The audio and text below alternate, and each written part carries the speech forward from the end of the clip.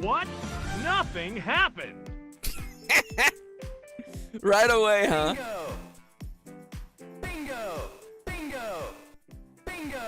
I got a hold of the soundboard.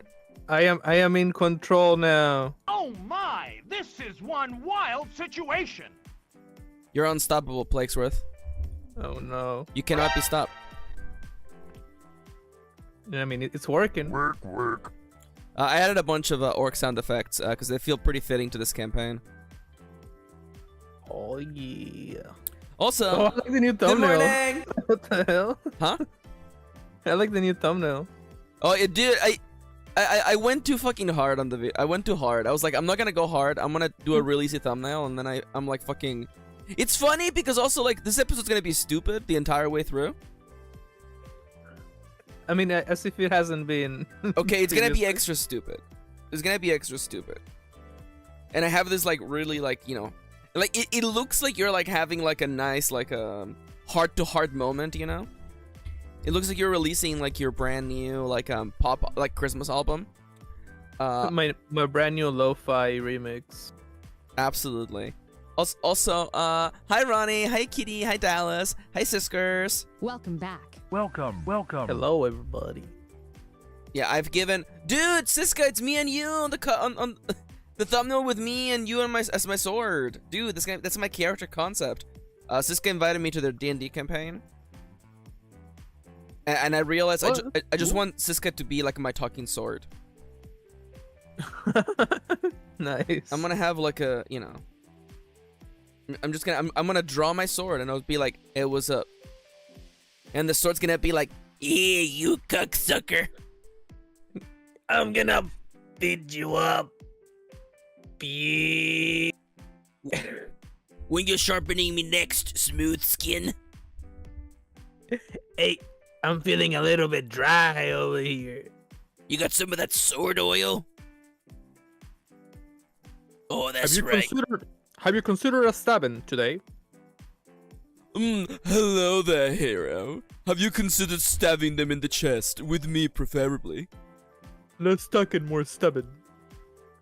Ziska says, Come on, kid, you know how these things go. You stick me in that guy, and then we take all his money. Siska, please, that's a sock merchant. Siska, I do want to make it clear that by inviting me to the campaign, you're accepting like Zany, because you know I'm gonna check their wallet and be like, I want to see the pictures of their kids. I want to know. I want to know. Is he married? Is the sock merchant married? How many kids does he have? Okay, I stab him. You roll a critical success. When you stab him, he falls back, and his wallet opens up at the picture of his kid.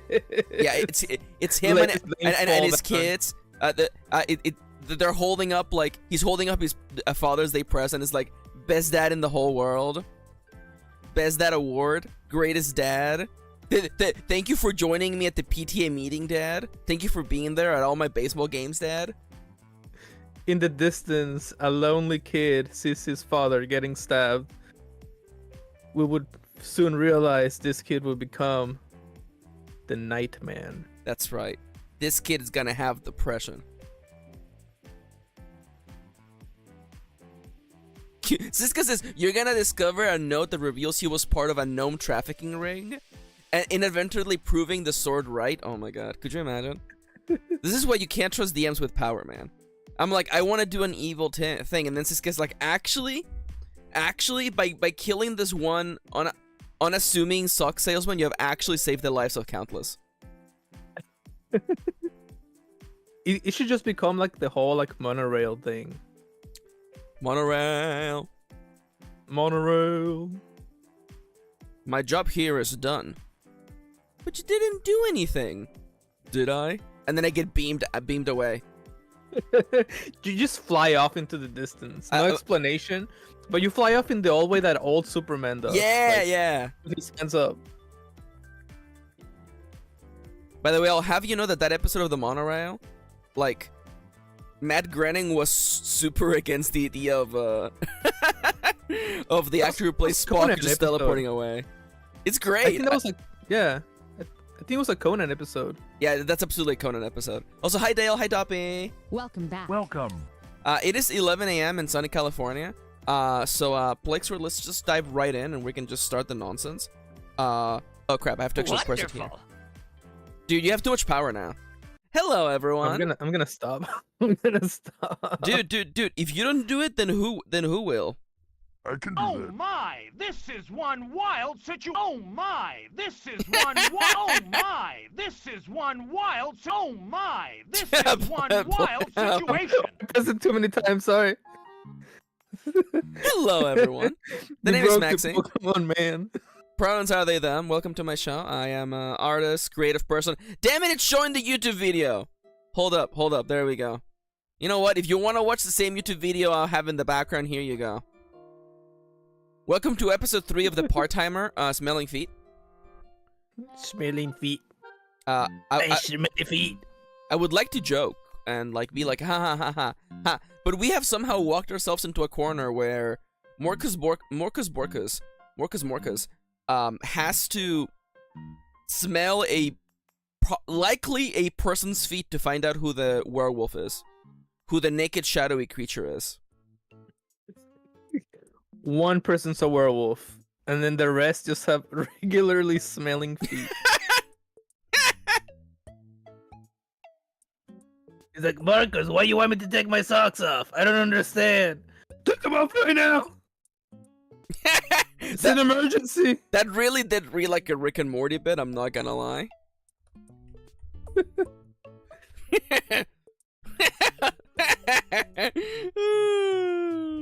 Me, not that kind of orc. I do have a few new sound effects on the board, by the way, that Plague and I can share. These feel very fitting. In case you're wondering what the hell we're doing here, first and foremost, Plague, introduce yourself. Who are you? Hello, my name is Plague. Pronouns are he, him, and I am here to enjoy the journey through this crazy campaign as we're playing Morcus in the wild land. Yeah, we don't actually know a name for this setting, but we were in New Ulf Town, and now we'll be traveling to Crook Brook, a town that's kind of built on like a 15-degree angle, so like everything's a little bit off tilt. Yeah, this is an actual play of my tabletop role-playing game, Iron Valley. I do want to say that this is the experience of this game is more like you're literally sitting at the table with us, but which I mean is that you're seeing the actual nonsense that we get up to. This is not a mechanics-heavy campaign. This is really more of a role-playing heavy campaign. A nonsense-heavy campaign. A zany-heavy campaign. And I wish I could have talked with you about this before, Plaguesworth, but I have a sell for how this episode is gonna go. Tell me if you like it or not, okay? Okay, I'm ready. What if the whole episode is a flashback? We could do that. Well, the episode starts with you arresting or finding out who the naked shadowy creature is, and then the fifth member of the party is like, "Hey, remember the time? Remember the time?" Blake, is the name of the rat Peter? Please tell me it's not Peter. Pedro? Pedro? I was going. No, I think I wrote it here at the bottom. Skippy the Nutty Rat. Skippy the Nutty Rat? Skippy the Nutty Rat. Oh no.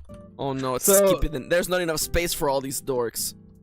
So when Maxi and I were kind of like hanging out. We were hanging out. With Kitty last week. And I was just like, Max, wouldn't it be funny if like just randomly we introduce this rat that basically like this rat gave us a ride, give the crew a ride to the town, and just out of nowhere, this rat just becomes like a very he just joins the party for no reason and no explanation whatsoever. I really like it. And then so yeah, we were hanging out, right? We were hanging out, and Plague was like, yeah, what if like a rat just joins our party, right? Let me just freaking put Skippy in here. I meant to draw images of all the characters, but then I didn't. Forgive me. Oh my god, that's actually interesting, Dallas. I mean, there's the SRD for Ironsworn, actually. So we were in the car, right? We were in the car. I would like to preface this by warning everyone that this is gonna be a stupid stream. But which means it's gonna be absurd. This is gonna be an absurd stream. We're in the car, and then we're like, dude, what if like there's a rat, and then the rat just joins the party? And I'm like, it's not a rat person, okay? It's not like a Skaven.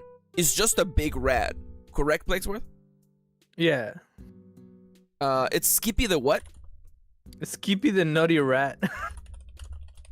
Thank you. This is really important. And you were and you came up with a voice for Skippy the Naughty Rat, didn't you? Yeah, I was like, oh, what if it's like a combination of like Peter Griffin and then a rat?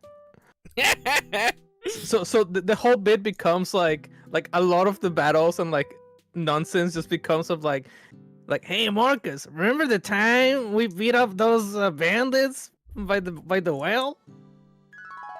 Hey Marcus, remember the time we ran from the cult of Kevin? Remember the That's time? right. I have a flashback sound ready to go. Hey Marcus, remember the time you stubbed your toe on that rock over there? And it's funny because like we hung out for like almost like 6 hours. Those 6 hours just became like us saying like, "Whoa, that's freaking sweet." That's freaking sweet. That's Yeah, freaking sweet. Let me tell you, it was Peter me. Griffin noises. It was me. By the way, I lied. I did not. I promised that I would take time to like find a video explaining how to do the Peter Griffin voice. I did not look it up. I was too busy. Literally, like it's me, Kitty, and Plaguesworth. Okay, it's me, my wife, and the coolest brother in the whole world. My brother from my actual mother. And we started just doing like, that's freaking sweet. And Kitty was like, this needs to stop. Literally, like every 3 seconds, it would just be like that guy caught us off in traffic. That's freaking sweet. Whoa, that guy's holding a bag of churros. That's freaking sweet. That's freaking sweet. And let me tell you, Kitty was not having a good time. Kitty was not having a good time. Kitty wanted to tap out. If we had one of those Jank spawn cars where you could just projectile yourself up into the sky and parachute off, Absolutely. Kitty would press that button immediately.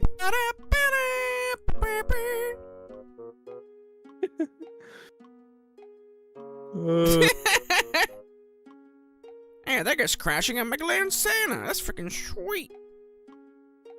Kitty says, No. Lamau, what are you talking about? Eyelid twitches. Everything was fine. Yeah. Whoa, that guy's driving a Kia Soul. Whoa, that's freaking sweet.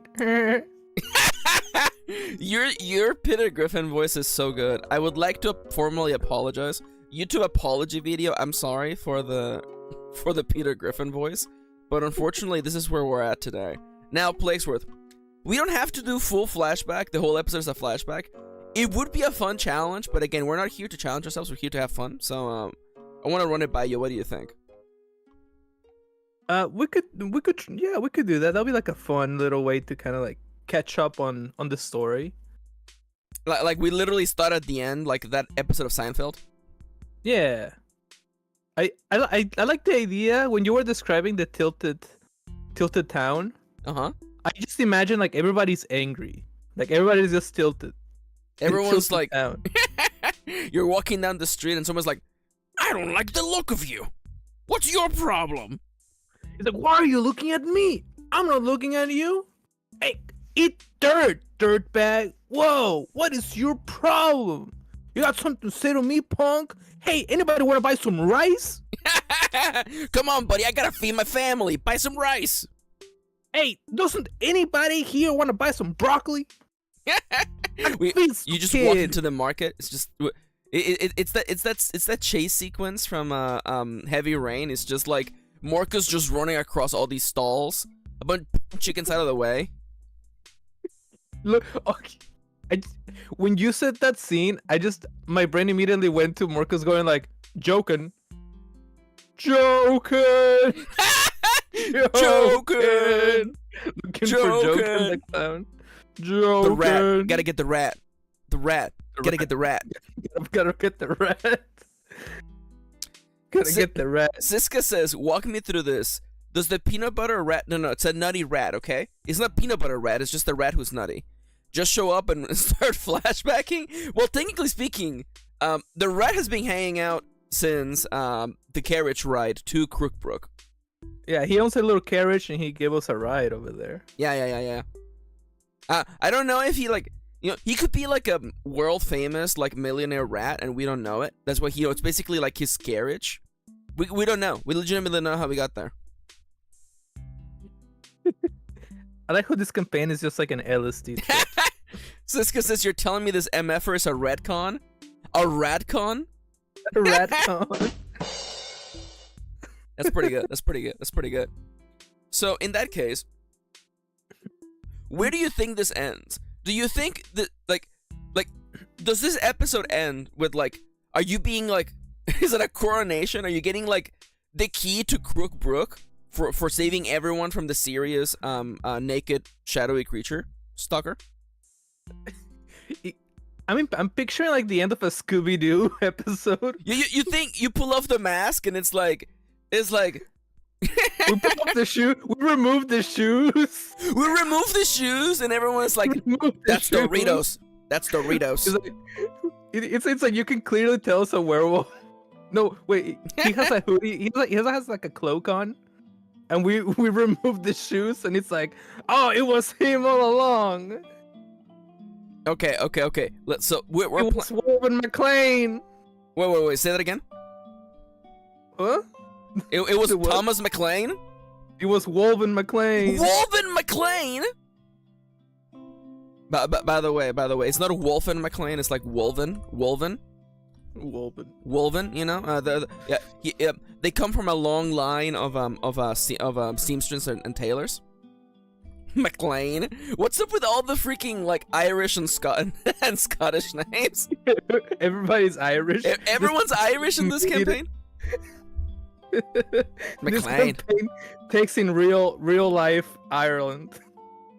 Oh my god, Dallas says, it's always sunny in Iron Philadelphia. That's so good. Dude, it's the implications. The implications of what? You know, the implications. I've seen like one season of It's Always Sunny. And there I was, looking at the giant shadowy figure, ass cheeks wide open, and I said to myself, why am I still selling these cucumbers? Why am I still in Tilted Town? I'm gonna make a big. I thought you were gonna be like, and then it started blasting. Pew, pew, pew. And then I started blasting. And I started throwing the trash. And I hit him with a trash can. And he ran away. Dude, I don't know who this vegetable salesman is, but I like them already. All right, so you're telling me like let's set the sequence. Let's set the scene, okay? Where are we? Is this the center of town? Is this like is this the mayor's like house? Where are we, Plaguesworth? Where are we right now? We're like at the town square, basically. Okay. We're like surrounded with all like the tilted peasants, all the sellers. Okay. We'll probably just finished off like a giant, like a big chase scene. Yeah. Catch him. Okay, at the center of town. I don't know why I picture that like you have the culprit like in a headlock, like you're even like a headlock. What if we have him with like rope? Dude. Okay, yeah. Like somebody lassoed him. Okay. We note. Okay, someone lassoed. Okay, we gotta remember that. Okay. So at the center of town, it's Morcus. It is Nart. It is Tom. It is Jokin and Skip Nutty Rat and whoever else we don't realize is there yet. Okay. And there is are they in werewolf mode or in person mode? I'm picturing that werewolf from like the Puss in Boots movie. I have not seen the Puss in Boots movie. I forgot what he looks like. But Play, you can just say he looks like a worgen. You can just say he looks like a worgen. He looks like a worgen from WoW, basically. Okay, my question is this, okay? If you're If we're I haven't seen the movie either, too. So you haven't seen the movie either? I haven't seen the movie. No. Something you doing? Big scary guy with white fur and red eye. Okay, my question is, we're trying to prove that they are a werewolf, so wouldn't they be in human mode? Or, hear me out. Who's to say that only humans can become, lycanthropes? Yeah, like we don't know that. We don't know if he's like a real werewolf. Actually, wait, what do you mean? You think this is like a curse thing?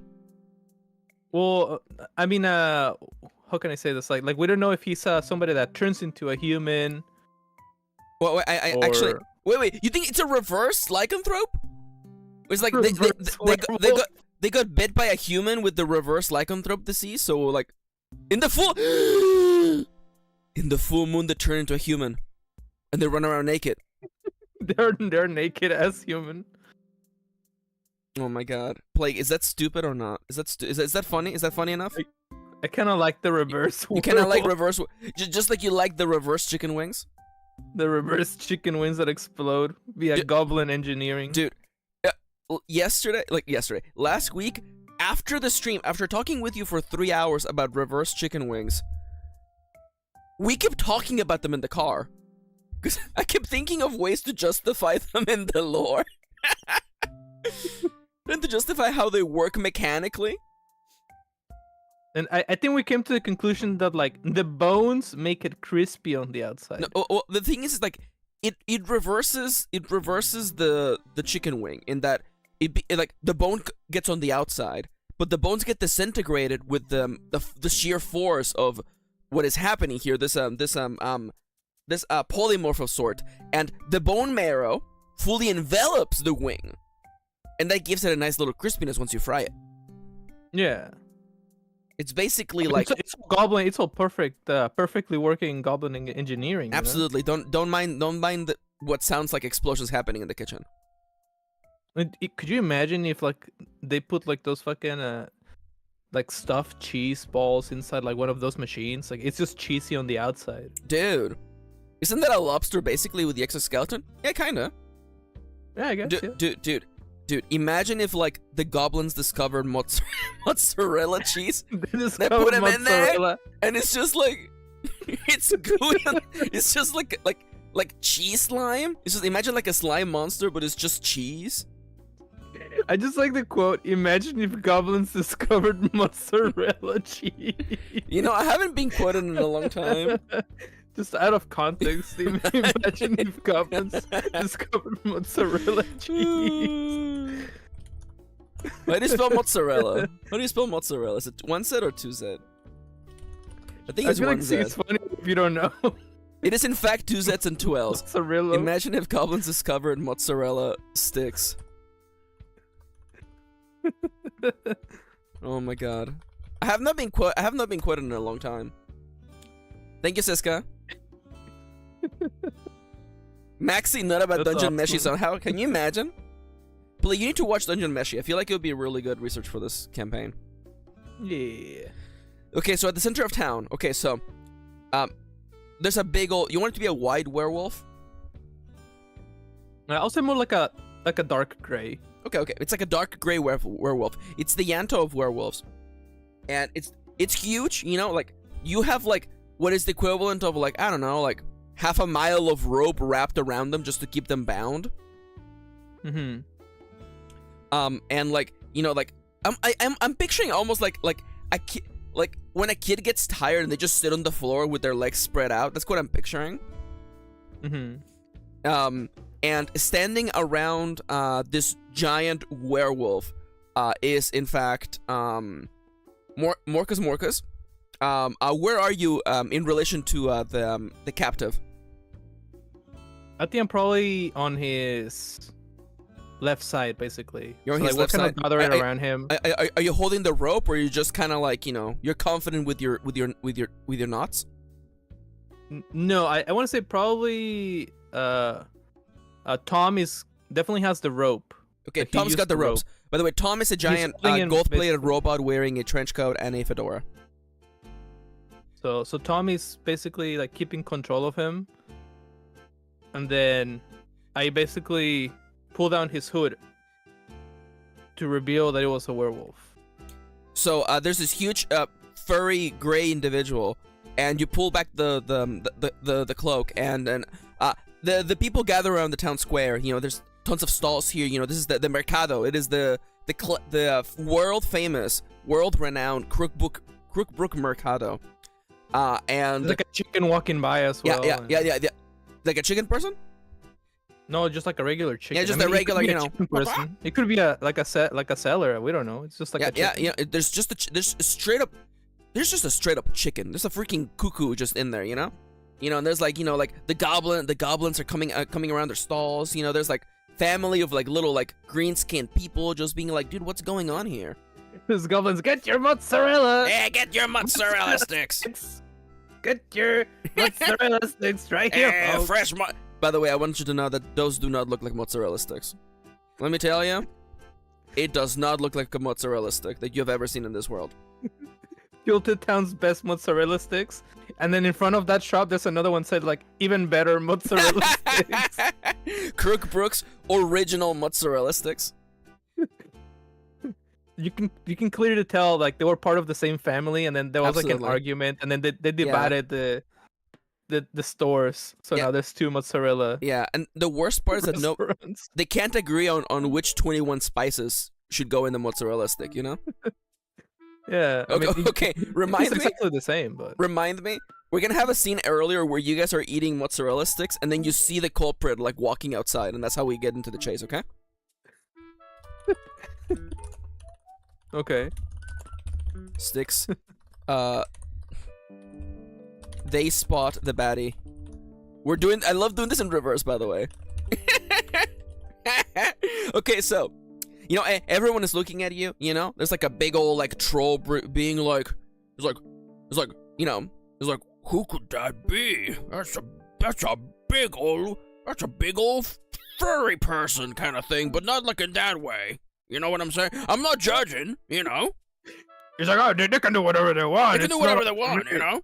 He's like, I don't want to be politically incorrect. Yeah, you know, I'm not trying to discriminate against the furry folk. You know, animal people are welcome here. You know, cat girls, duck boys. You know, even the bird people, they're all welcome here. You know? It is 1845 XD. You know, we can all do whatever we want. Yeah, you know, if everyone was born equal, you know, orc, troll, human, even those elves, you know. Yeah, maybe you were born a cat girl. That's okay too. We respect that. I like that this whole monologue, everybody's just staring at that troll. Yeah, but you know what? There's like a gnome standing on a stall, like nodding his head, like it's like. So, yeah. That's true. It's true. Yeah. That's yeah. You know. Absolutely. Yeah. Yeah. This is so stupid. All right. He said it. You know, I'm glad someone said it, you know? I'm glad somebody said it. See, the thing is that when people don't talk about, you know, they don't want to be political, they really just mean, like, you know, the politics against going against the grain, you know? But someone should say it, you know? You know, equal rights for furry people, you know? And then he eats a mozzarella stick. Dude, and then yeah. And then let's say who's the local person in charge of Crookbrook, Plaguesworth? Probably like a marshal, I imagine. You mean I don't think we like see the major. I think we see like a marshal. That maybe we talked to briefly. Okay, not like some sort of like military, like a responsible person, right? Yeah. What if it's a marshal named Marshall? That would be ridiculous. Don't let me do that. His name is just Marshall. Marshall. General. Welcome to General. Don't forget to salute your shorts. Salute. Okay, let me actually go to culprit. mkirinauthor.com. I'm gonna go to the Iron Valley section. Maxi, wow, what a shameless way. This is the only way I can get to the generators. Okay, I'm sorry. I'm terrible. Where's the oracles on Chartopia? There we go. Yeah, okay. I'm gonna roll a townie. See what they are, okay? Okay. Plaguesworth, I have two options for you, and we can work with this, okay? It's either an oxalotl person, which I think an oxalotl is just like he's like 2 feet tall. And he has like a revolver. He has a little cowboy hat. He's got a mustache. That would be great. That would be great. I kind of like that. Alternatively, it's like a fire elemental. I like the little axolotl. Yeah, a little axolotl. Yeah. But I'm picturing like, you know, those old time like British police officers with like the little round cap and like the baton. Oh yeah. Like the British ones. Yeah. You're picturing that? Yeah, that's what I'm picturing. Like the axolotl with the little hat and like the uniform. How do you feel the name Rusty? You like Rusty? Yeah, I like Rusty. Or should it be like a British name? Well, like what name do you have in mind? Okay, British name generator. Let's go. Okay, what about? Oh, you know what? Actually, Rusting Ford. That's pretty good. Okay, Blake. I had an idea for a terrible pen name. What if it's London Morningstar? How do you feel about that? London Morningstar or just London? London. Yeah, London. Well, hello it's there. short for London Morningstar. Hello there. What you all doing here? What is this show going on here? London Morningstar. The sheriff of this town. A little axolotl. Blake, give me a color. What color is he? I would say. Well, what colors do axolotls come from? They usually like pink or like blue, but like, you know, fucking whatever color is fine. I did not spell axolotl right. Oh, that's it. It's weird. It's only Well, I mean, native they're to. like salamanders, right? Yeah, they're like little like goopy salamander dudes. That's a water bottle. Oh my God, Siska says since the British expression "core blimey" is derived from "God blind me," and axolotl are nearly blind, how about Officer C blimey? I like, dude. Officer C blimey. Oh, blimey. Where is this culprit? I don't see him. Hey, what's going on? What's going on here? You don't find them. I don't know what me. I can barely see. What if he has big old glasses? Big old glasses with like the little dot eyes. Yeah, I can see that. Yeah. Okay, so it is Officer C We'll go with blimey. toxic color, like the pink, A pinkish, toxic pink, you think? pinkish rose color. Siska says, I better not have seen any crimes happening here. If you saw it, no, you didn't. he's straight up like 1.5 feet tall, axolotl. I guess let's just call him like a police officer. Police officer for the Crook Brook. He is. Blake, can you please roll me a D100, please?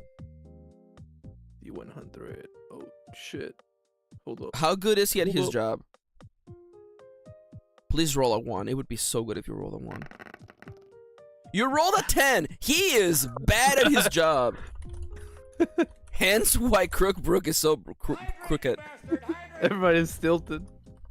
Why everyone is tilted. All right, so Officer C Blimey, who again he has that like British like uniform, like the big old like tall rounded pill like helmet. Thank you for the reminder, Dallas. Everybody take a chance to hydrate. He has that kind of like pill looking round hat. He has a little baton. You know, he's got a little badge. He has a mustache. His big old glasses, and he's like, What's the matter here? What you doing here? If it isn't Morcus. I can't believe you would show your face in the center of town, especially after what happened earlier. I did not mean to. I know I shouldn't have spilled all those barrels of pickles. But people could have drowned, Morcus. You're a loose cannon, Morcus. My wife lives in those barrels. I'm sorry. I'm sorry. I would cut back to the gnome who was nodding earlier, and he's like, Yeah, that's why I'm up here. I went for high ground. As soon as I heard the barrels rolling, I went for high ground. you know? Get your mozzarella sticks. Yeah, Jim Mozzarella. I was like, Where are the pickles now? We're at no pickles. It's like, no pickles? I gotta have my pickles. No pickles? No pickles? No pickles? this is a stupid bit that nobody but us catches, by the way. On the pickles? And the pickles? This should be like a snake. You think that the pickle salesman was a snake? It's a snake. How does he sell the pickles? We don't know, but Yeah, it's probably like a weird, like, you know, like prehensile tail. it's like a ball python, just like a giant. He's just like a big old snake, and it's just like, you know. Yeah. That was Wait. Yeah, actually, you know, it's kind of like when you go to a restaurant and they have like the lobster tank. It's like you pick the pickle, and you reach in and you grab it. They're called pickle pickers. Pickle pickers. Famous chain pickle pickers. Marcus. You don't understand. Pickle pickers is like 90% of the income we have in this town, and you've gone like a bull in a china shop. He's like, You just got it wrecked off. Fill those barrels. Now you're saying we can't accept this shipment of delicious potato brew? Marcus, and now you have gone and tied up a citizen of this town? You're a loose cannon, Marcus. And Officer C. Blimey goes to arrest you. When let's say it is Tom who intervenes. What does Tom say to intervene with Officer C. Blimey? Officer Sublime, it is me, Tom.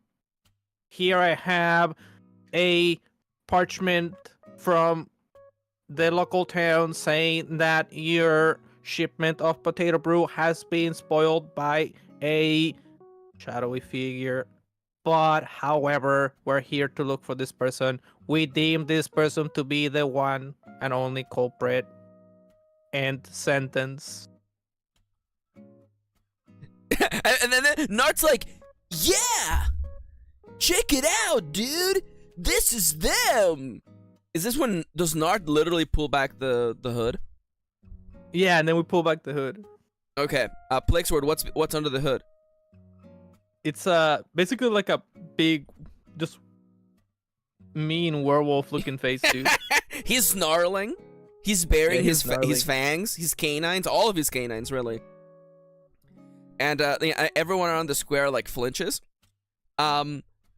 Is this a local wolf person that everyone recognizes, or is this like, you know, like people are like, who is that? Or are they like, oh my god? They're like, oh, what? And everyone's like, oh, it smells like feet. It smells weird. I mean, even across the street at the pickle pickers, you know, the serpent that runs it, you know, he has to shut his mouth because they smell by licking the air with their tongue, and he shuts his mouth like real tight. He's like, whoa. You know, and then like the gnome that was standing on a stall earlier, he falls back from just like the wafting smell of like smelling like feet.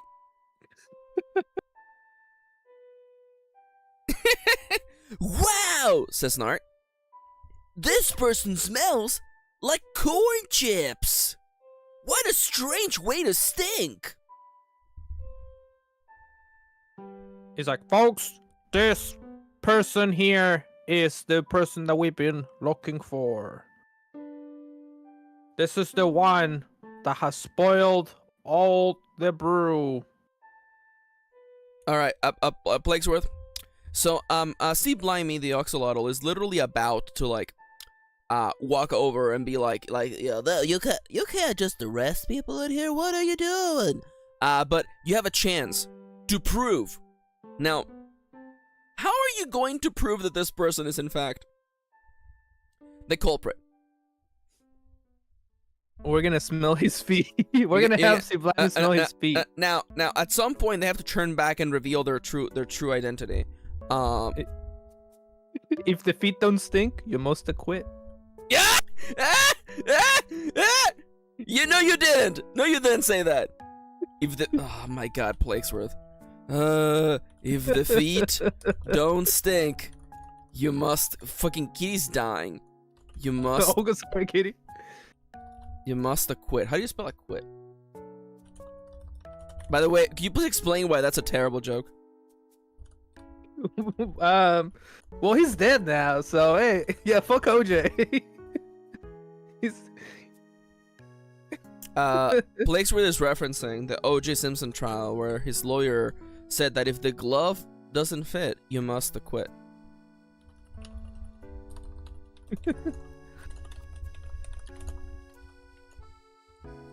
This is episode 3, isn't it? Yeah, it's episode 3, 2024. There we go. I remember like us only learning about it.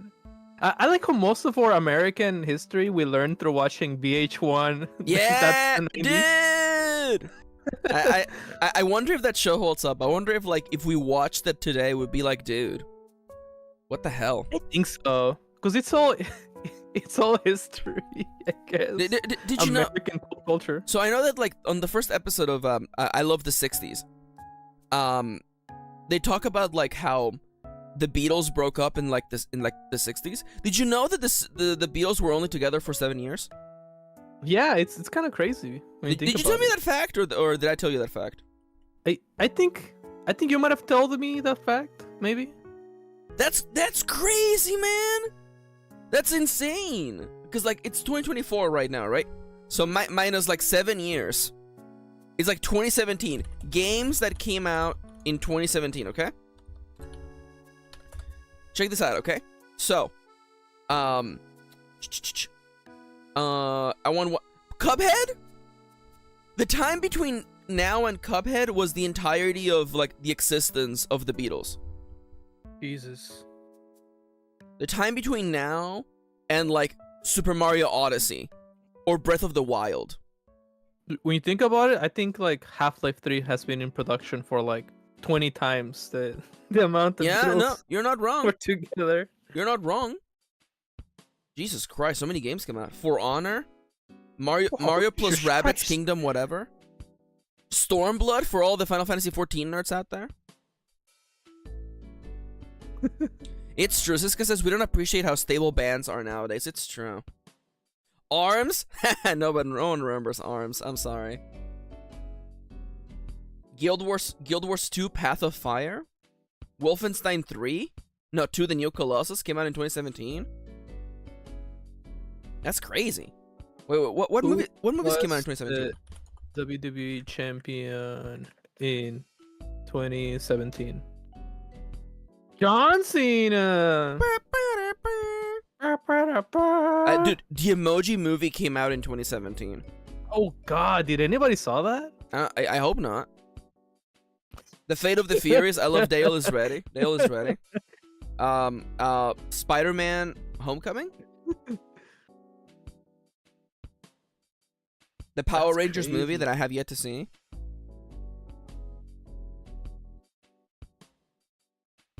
Moana? I think Moana came out. Did Moana come out in During that time? 2017? That's Or am I crazy. tripping? You may be tripping a little bit, but I respect that, honestly. Oh, the Jumanji movie came out in 2017. Jesus Christ.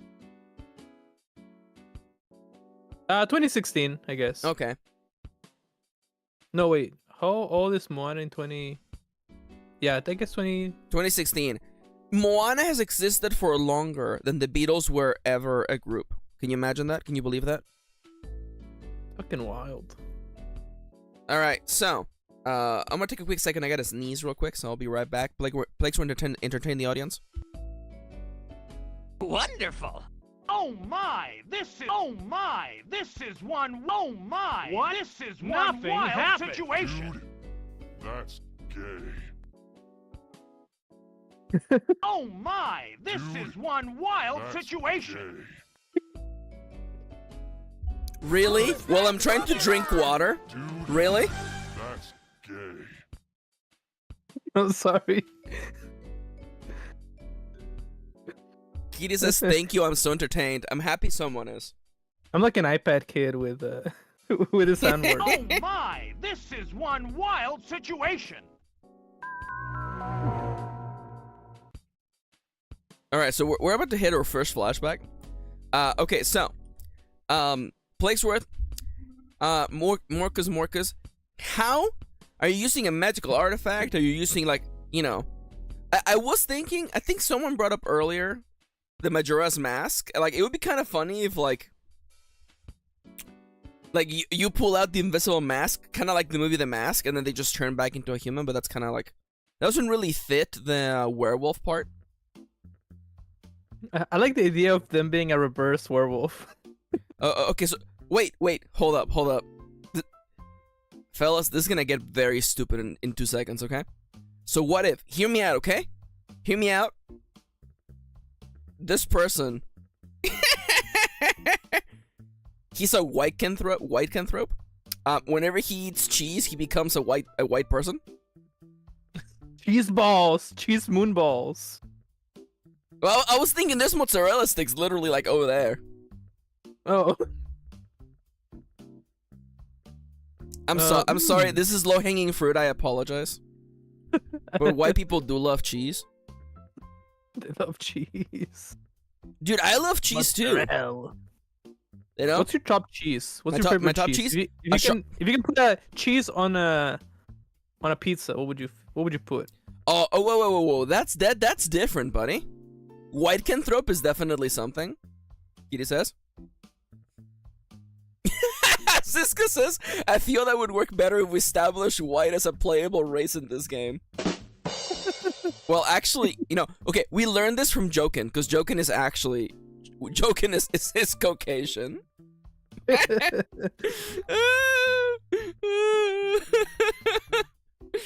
God damn it. Background, Caucasian. I had a thought and I completely lost it. Power white. God damn it. Jokin! You again, we're gonna get Jokin fans, and they're gonna be the most toxic ones of the whole bunch, okay? And we're gonna be like, we did this to ourselves. Alright, so how do you feel about feeding the you were talking about cheese. We were talking about cheese! Okay, listen. My favorite cheese is a sharp cheddar. I love me some cheddar cheese. It's delicious.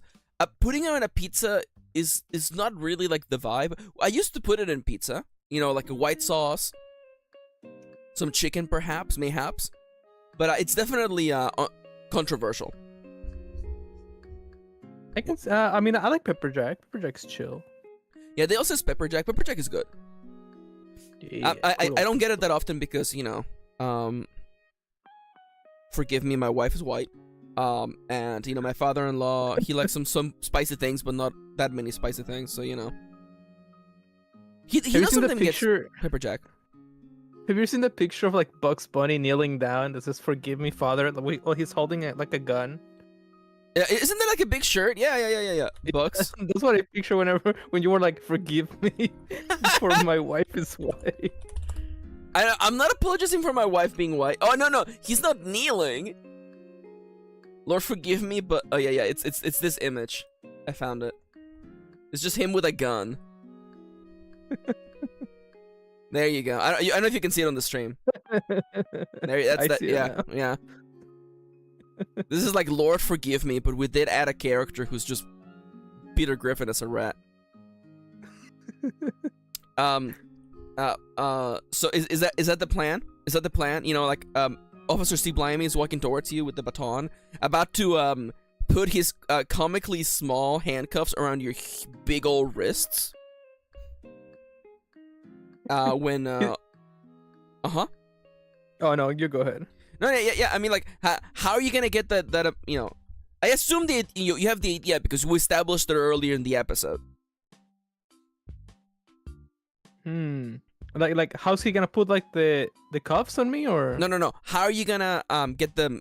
First off, do you naturally get the idea to use a mozzarella stick to turn this were person into back into their human form, or is that something I mean, we could try that for sure. Yeah.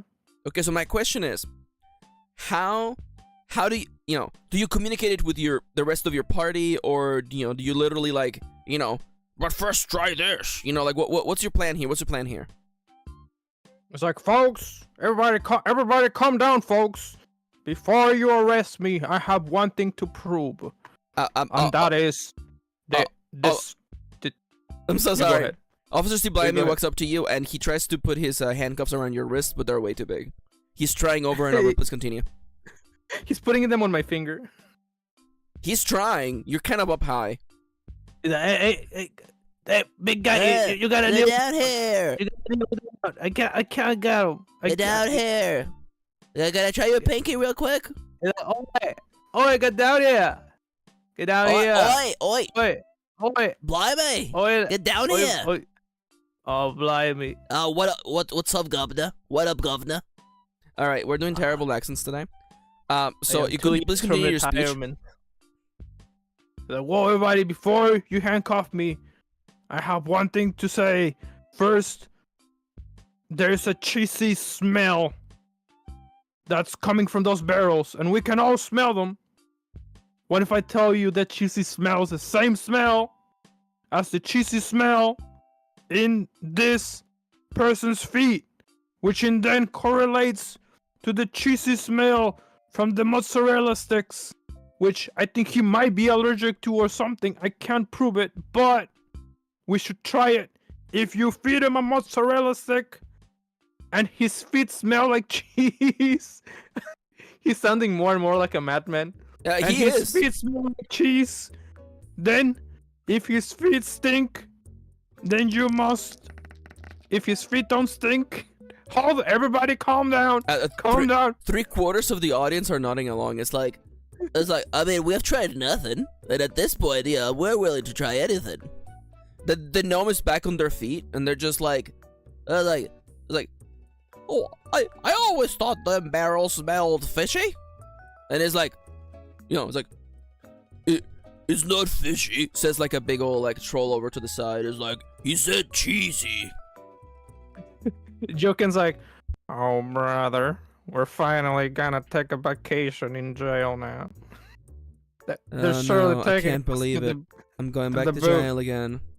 What am I going gonna tell back my mother? in the jail.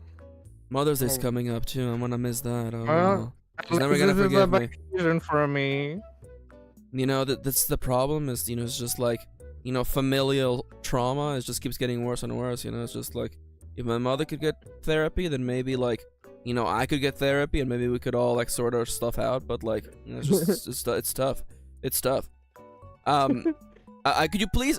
Are you appealing to the people with like reason, or are you appealing to like their emotions? Or you get like are you appealing their curiosity or like their reason? I think more curiosity, I would say. Okay, okay. So in that case, like the cheesy smell from his feet matches the cheesy smell from the mozzarella sticks, which match the cheesy smell coming from the barrels. okay. And again, like people all around the square are like trying to connect the dots. Even that chicken is like poking at with its beak, poking at the barrels, being like, huh. What's going on here? Roll me. Oh, that chicken's up to something. Everybody, that chicken's that chicken's That chicken's chicken's up to up to something. something. Wait a Everybody, stop. minute. Everybody, stop. That's chicken. Has anyone chicken's ever up to questioned what something. that chicken's name is? I feel like I've seen This- that chicken before. Them white This is gonna turn feathers. this is gonna turn to that episode in The Simpsons where everybody praises the bar instead of Homer when they rescue the chicken's gonna become the hero. Dude, the chicken's gonna become the hero. That's not what they're doing. Can Chicken's onto something. you please It's roll pointing me at the barrel. roll me a d6, please? We'll be adding heart, so it'll be +2. All right, you're rolling +7. How well do you succeed at this task? Ooh, a weak hit. All right, so this means that you succeed, but you pay a price. So I think it would be thematically appropriate for the Officer C. Blimey to actually handcuff you. Like just as he's putting like pick a finger, Plaguesworth. I'm gonna do my. I was put like the pinky, my left pinky. All right, he handcuffs your left pinky, and I want to point out, by the way, that after he does, you kind of like raise your hand and like you lift him because you're just so tall and he's so tiny. So you're able to like you're partially successful. What does it look like? Do you actually get to make the move, or is it the audience who make the move? When I'm like raising my hand, I kind of swing like the officer closer to where the wolf is by mistake, and then he's like, "Oh, hold on, Oh no! feet. The feet smells like cheese. Holy crap! Those feet do smell like cheese.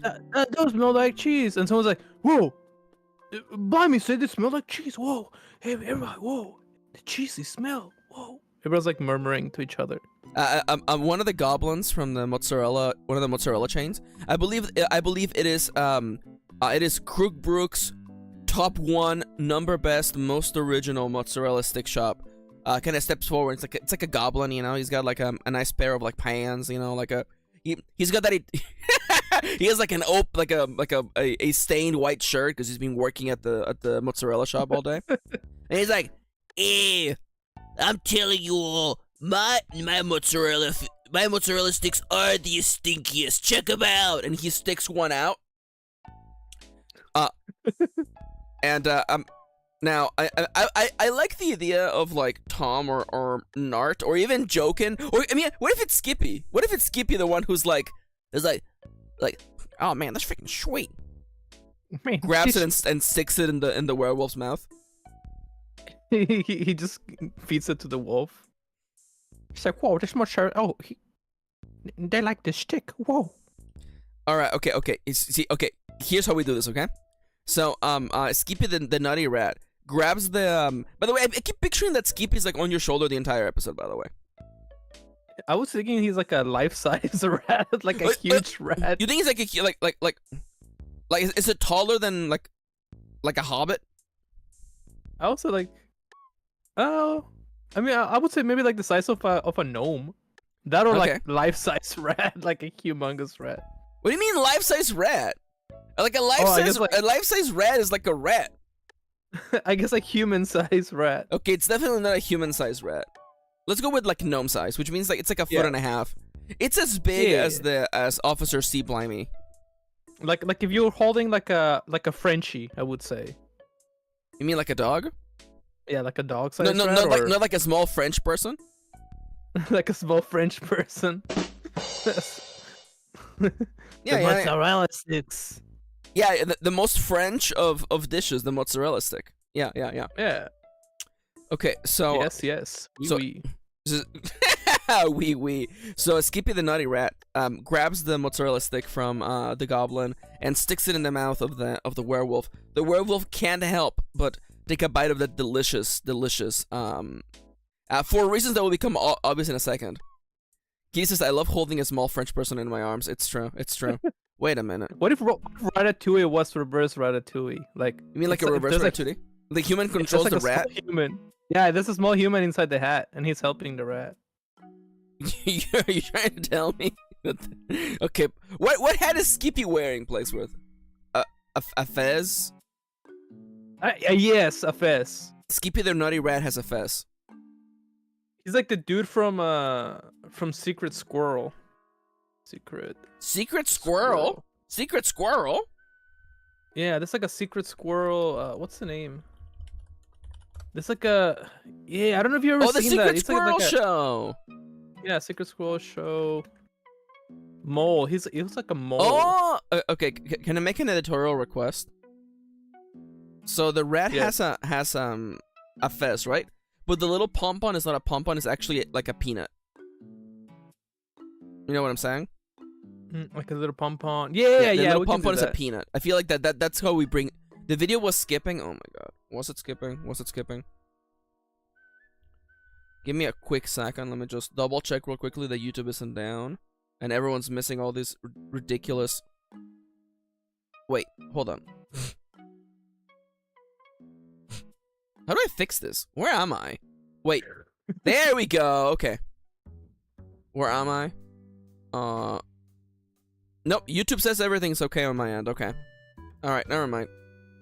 As a reward for being patient, here's that picture of Bugs Bunny with a gun again.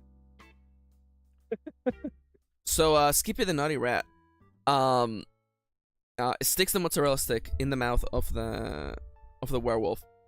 And the werewolf, for reasons that will become obvious, not now, but at the end of the episode, was we come back around, bites into the delicious crunchy goodness, revealing the interior of the mozzarella stick being goopy delicious cheese, soft, warm, oozing out of the crevice and slipping out past the chin of the werewolf, matting against its fur, colliding and crashing against a wave of saliva just as this werewolf completely decimates that mozzarella stick. And suddenly, a flash of light claims this square.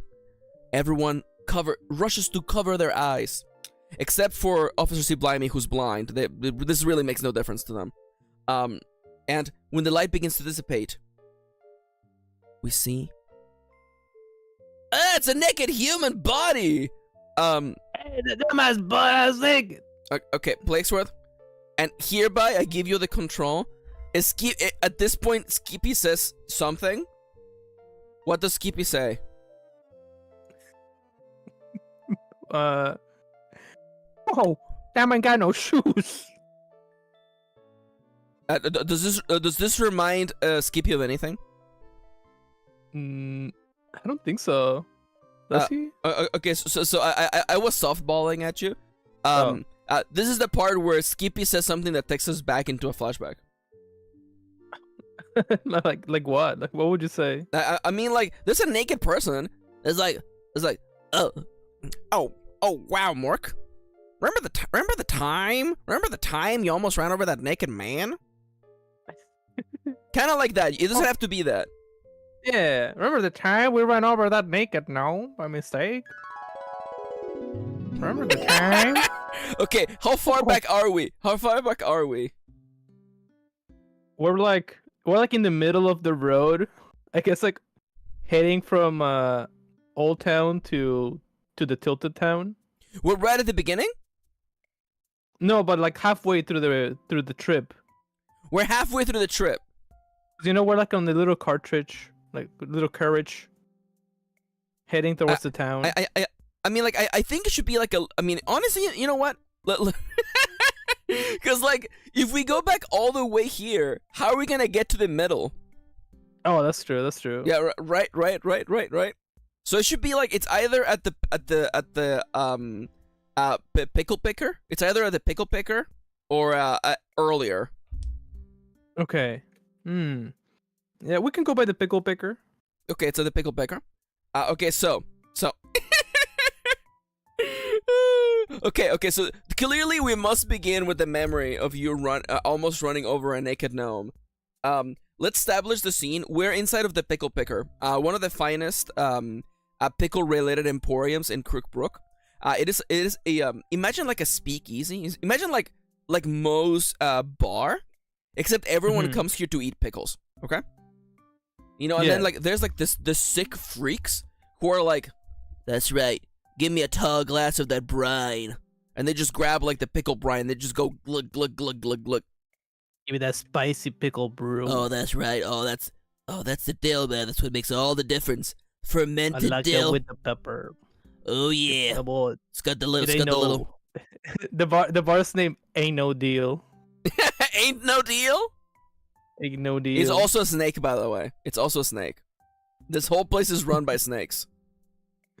It's just a snake with like a cowboy hat and a mustache.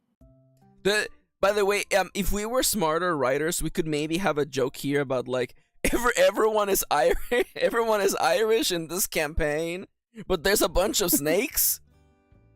There's a joke in here. There's a joke in here about. They never ran the snakes out of. They never ran, dude. This is like they never ran the snakes out of Ireland. There you go. Oh my god, this is very stupid, by the way. This is very stupid.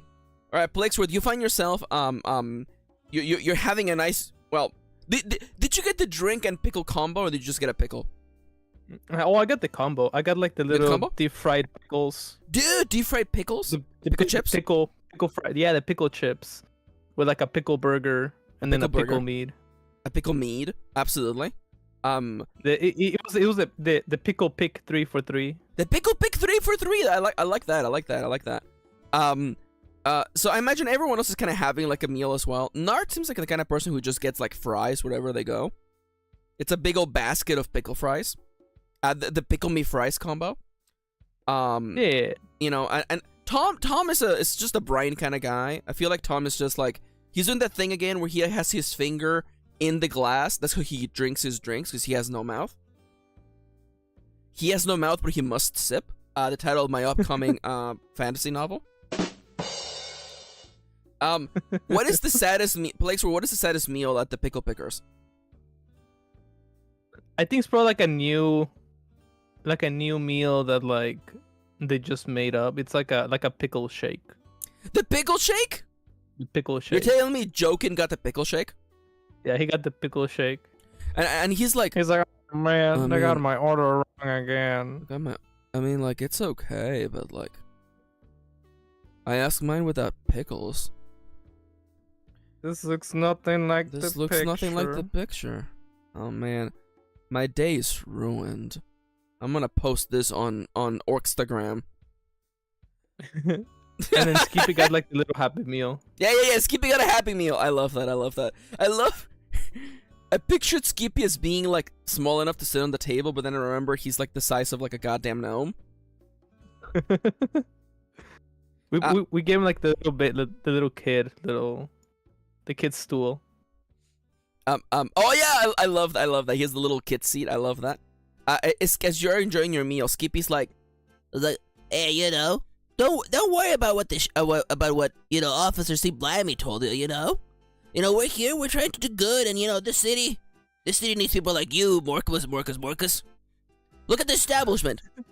The people of this town, they thrive in a place like this, and it's safe thanks to people like you. And isn't that freaking sweet? It's okay. It's okay, Marcus. It's okay. We ran over that gnome. Don't worry about it.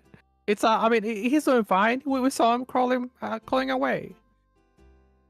And then at the back, like in the corner of our eye, we see like a naked man like running out of the restroom. A naked man running out of the restroom. Yeah. I do kind of love that, and kind of like Jokin looks up for a second, and it's like, was that the gnome? Well, yeah, I'm picturing two different things. Like we ran over the gnome. It has nothing to do with the other naked man. You think there's a completely different naked man? No.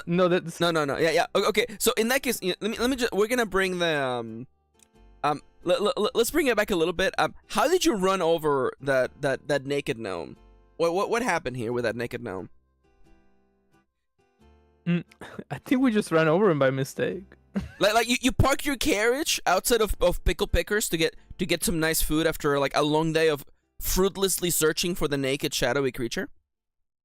Yeah, like I think he was just like, I don't know if he was like taking a bath or something, or like washing up. No, you know what it is. Okay, hear me out. Okay, so as you guys were driving up to Pickle Pickers, I don't know why the carriage moves now like a car. Don't worry about it. It's fine. I feel like you see a gnome burst out of the doors of the Pickle Pickers right into the middle of the street. He is naked.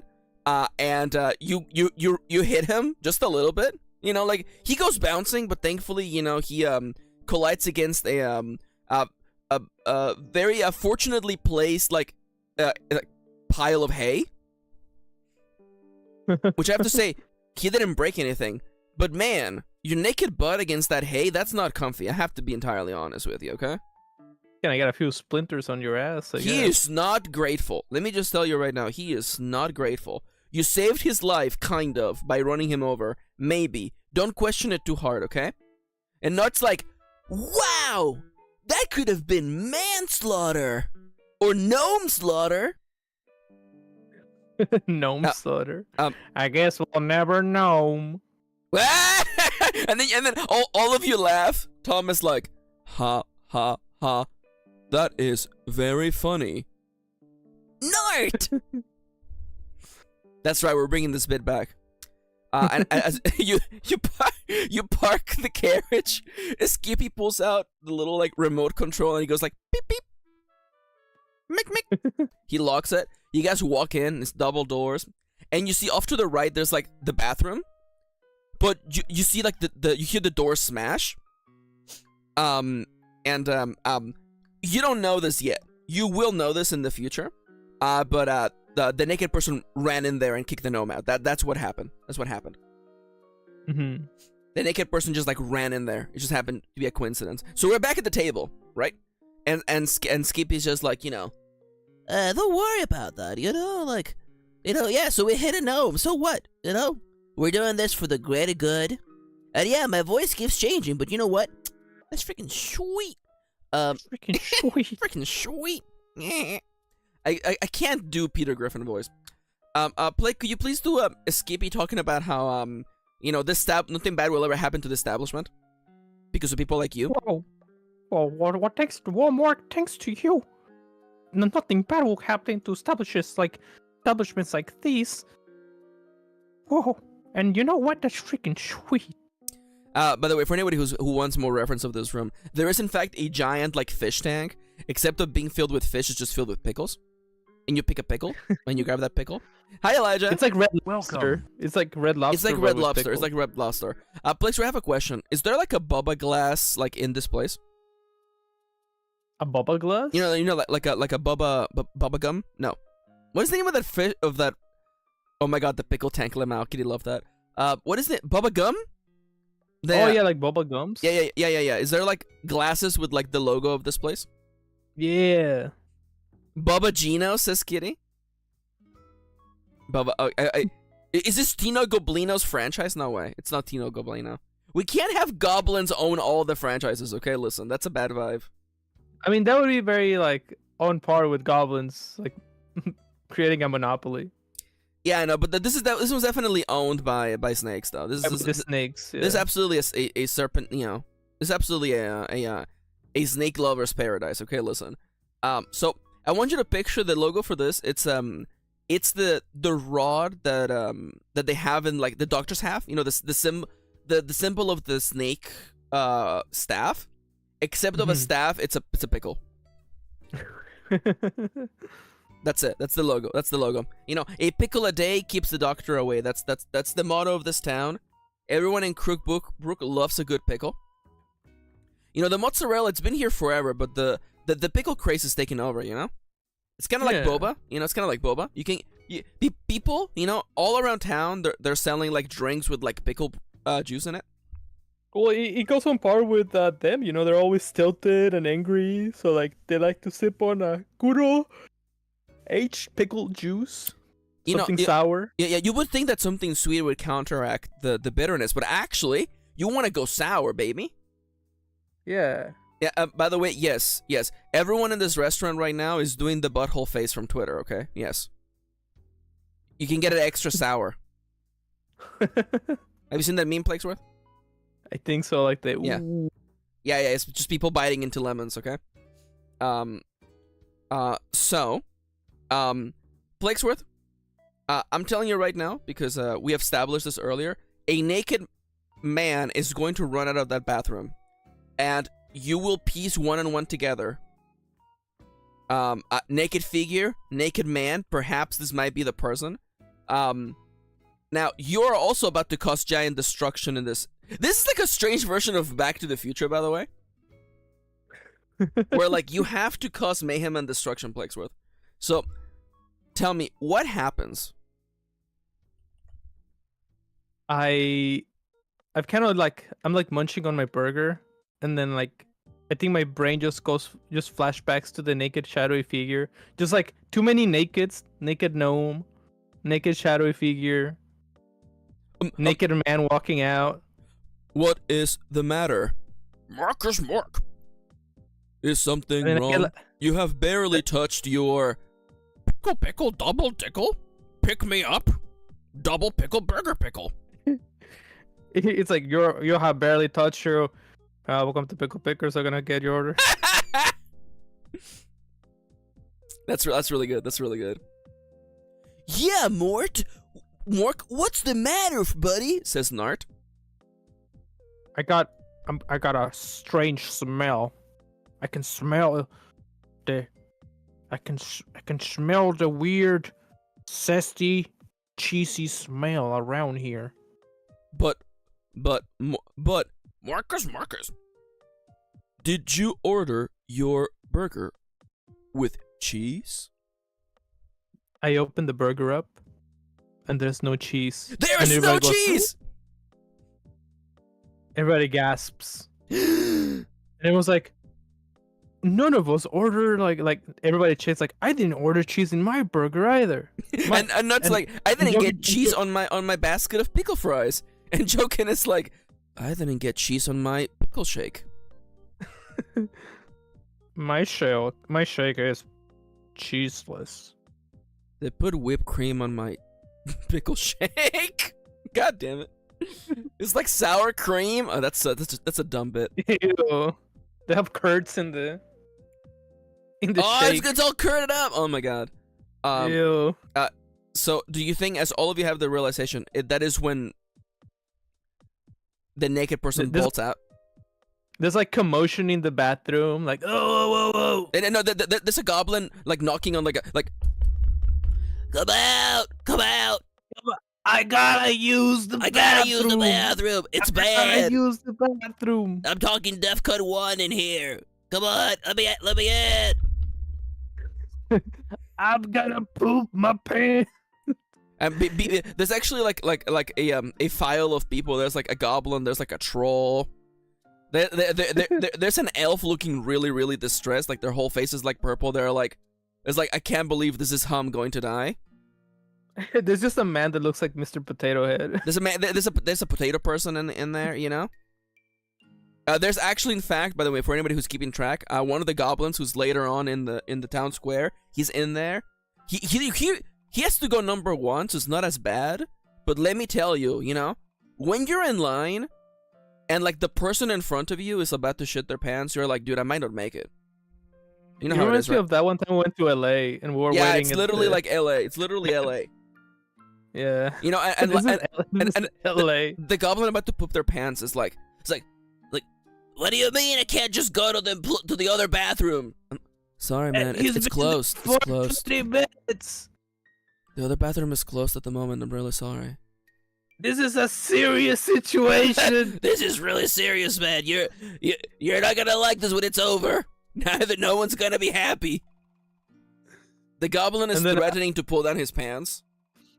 And then out of nowhere, like the door just opens up like fully wide open, and it knocks back a few people. Now you see a blur of motion. You see what is clearly a naked humanoid running out. Again, this is all the world slows down. By the way, okay.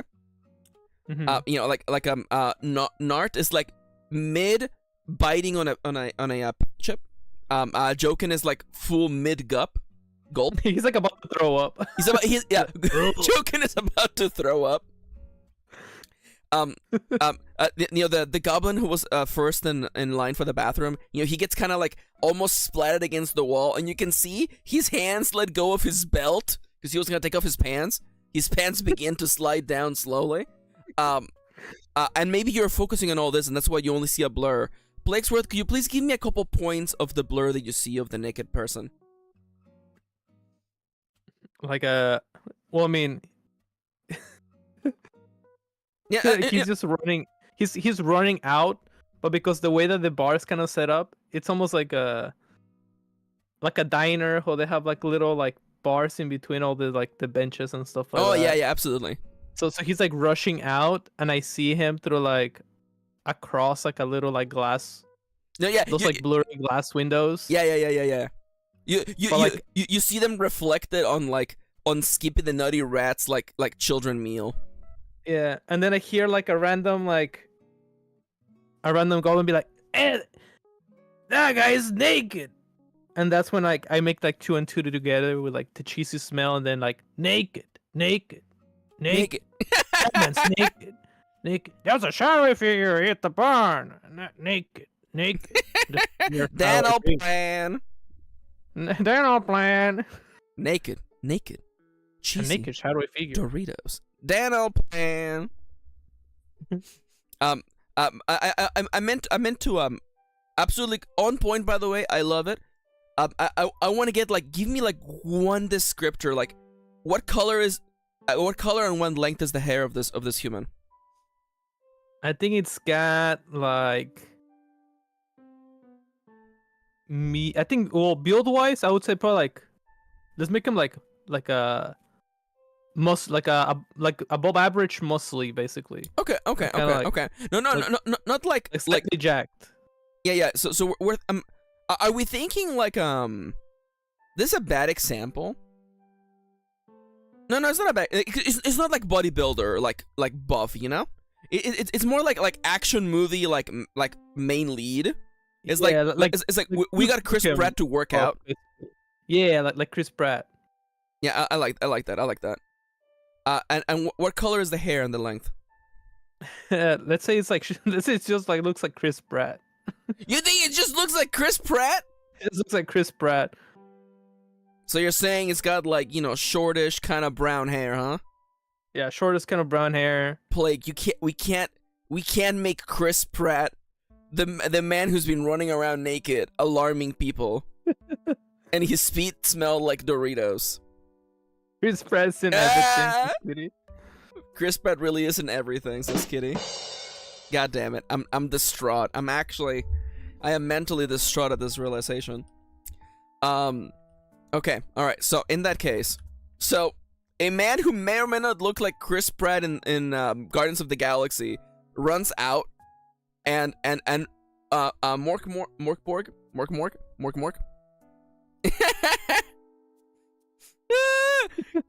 Ziska says you had the chance to be the Chris Pratt stand-in to be a rat named Crisp, and you didn't. Yeah, I'm sorry. I like both Kitty and Siska being disappointed in us, by the way. Damn, it's rough. Mork. Time has slowed down. You're having the equivalent of like, you're the protagonist in like a beat 'em up game, and like you've activated your special meter. What do you do? I immediately like jump out the table, and like you can see in slow motion, everybody's meals just start flying out as like the table starts flipping over. Are you just like you're jumping like you're jumping off of like the what is the center part? The corners in a ring. Or in like a wrestling ring? No, in a wrestling ring. What is the corners? What are they called? Oh, the turnbuckles. I think of the turnbuckles. It's like you're jumping off the turnbuckle. Yeah, like I'm kind of like lounging towards. Lunging. So you straight up just lunging towards him, huh? And yeah. It's pure raw force, isn't it? Yes. Could you please roll me a Oh, you know what? Would you call this wrestling? Not really. As much as I want to do it, I don't think it would be like wrestling. It's more like, I guess, speed, I guess. Okay. So in like some sort of like some sort of reactionary. I do want to say I would love for you to fail this check because the man is covered in like pickle juice and he's slippery, but we'll get there. In that case, roll me a d6 plus 3. Just a d6? Yeah, a 1d6 and then we just add 3 to the result. Jesus Christ! Plague rolled a 6, so that's a 9. Jesus Christ! Yeah, that's a strong hit. Okay, Plaguesworth, tell me what it looks like when you jump across and you actually get your hands on the man. Well, I basically, like, when I jumped out, like, the table goes flying, and, like, I kind of chase him around a little bit throughout the store. And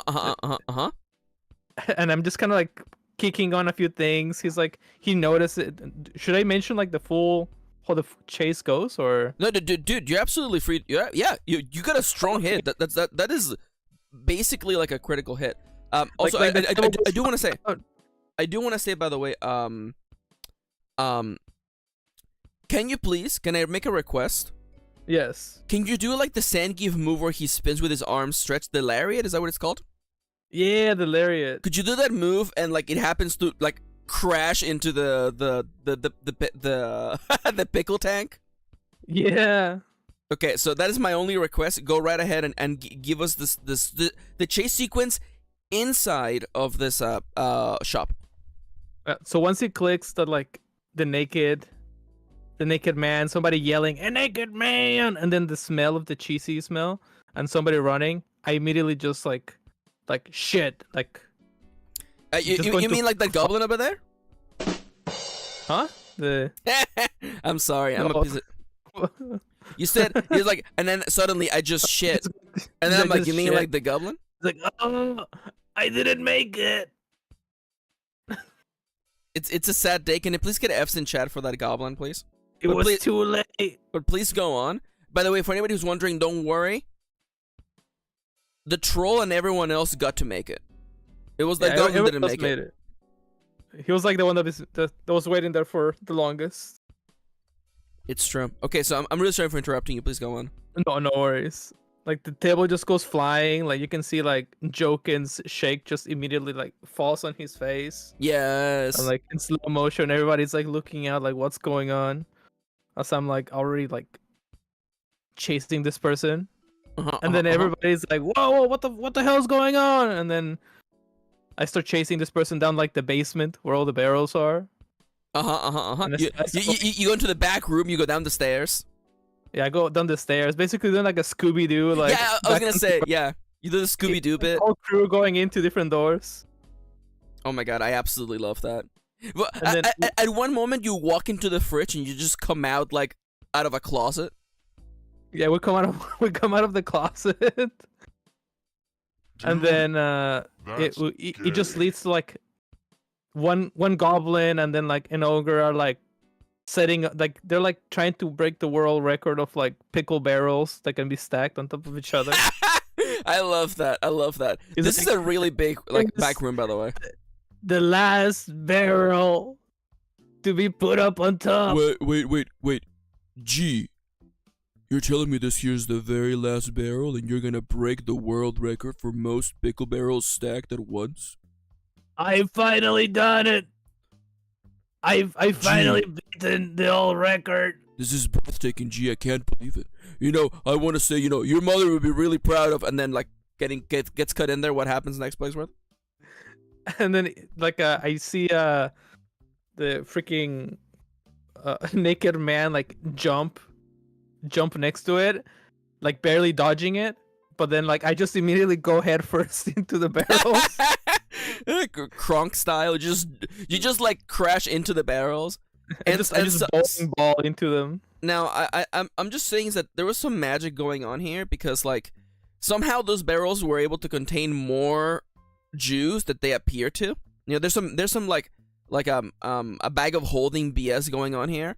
Because as you crash into them, this basement and this back room start overflowing with pickle juice. It's funny, like it just pans to like the main dining floor. It's like the picture from The Shining where you just hear ding, Yes. and then just like all the pickle juice starts flowing in, and then like Goblin go like, Papa, it happened again. And they're just like, Only they can't stack them up by 6. You gotta do it by all. I told you it was mathematically impossible to pile up so many. The pocket spaces, they'll just crash into each other. Cause a vortex. A pickly vortex. So you see like a random like cat in like a little like life vest just like floating up. Absolutely. This is absolutely incredible. So so kind of like imagine the Titanic, but like it's pickle juice. So Plaguesworth, I need to ask you right now. There were windows in this place, right? Yeah. Yeah, they explode. They explode. Now your friends will make it.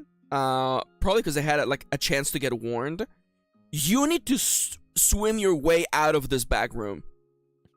Like your vision, everything looks green, and I'm not talking about like, you know, like Orc Monthly. You know, like everything looks green around you. There's just pickle juice everywhere. Your eyes are burning a little bit. Damn if it doesn't taste good in your mouth. There's a joke here about Orc Monthly in there, but I'm not gonna say anything. Delicious pickle Me juice. not that kind of orc. You are in the back room of the basement. Plaguesworth, welcome to one of my top 1 literal nightmares, being underwater inside a building. What do you do?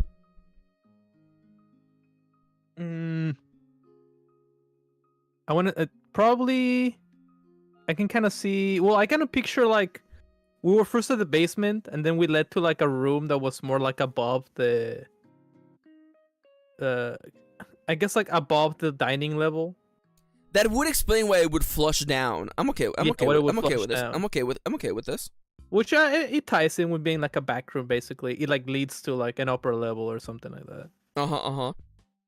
Again, this room is still mostly filled It's with still pickle juice. flooded, yeah. It's still very much flooded. And I'm kind of like holding onto like a plank. Okay. Like okay. Leonardo DiCaprio was in Titanic.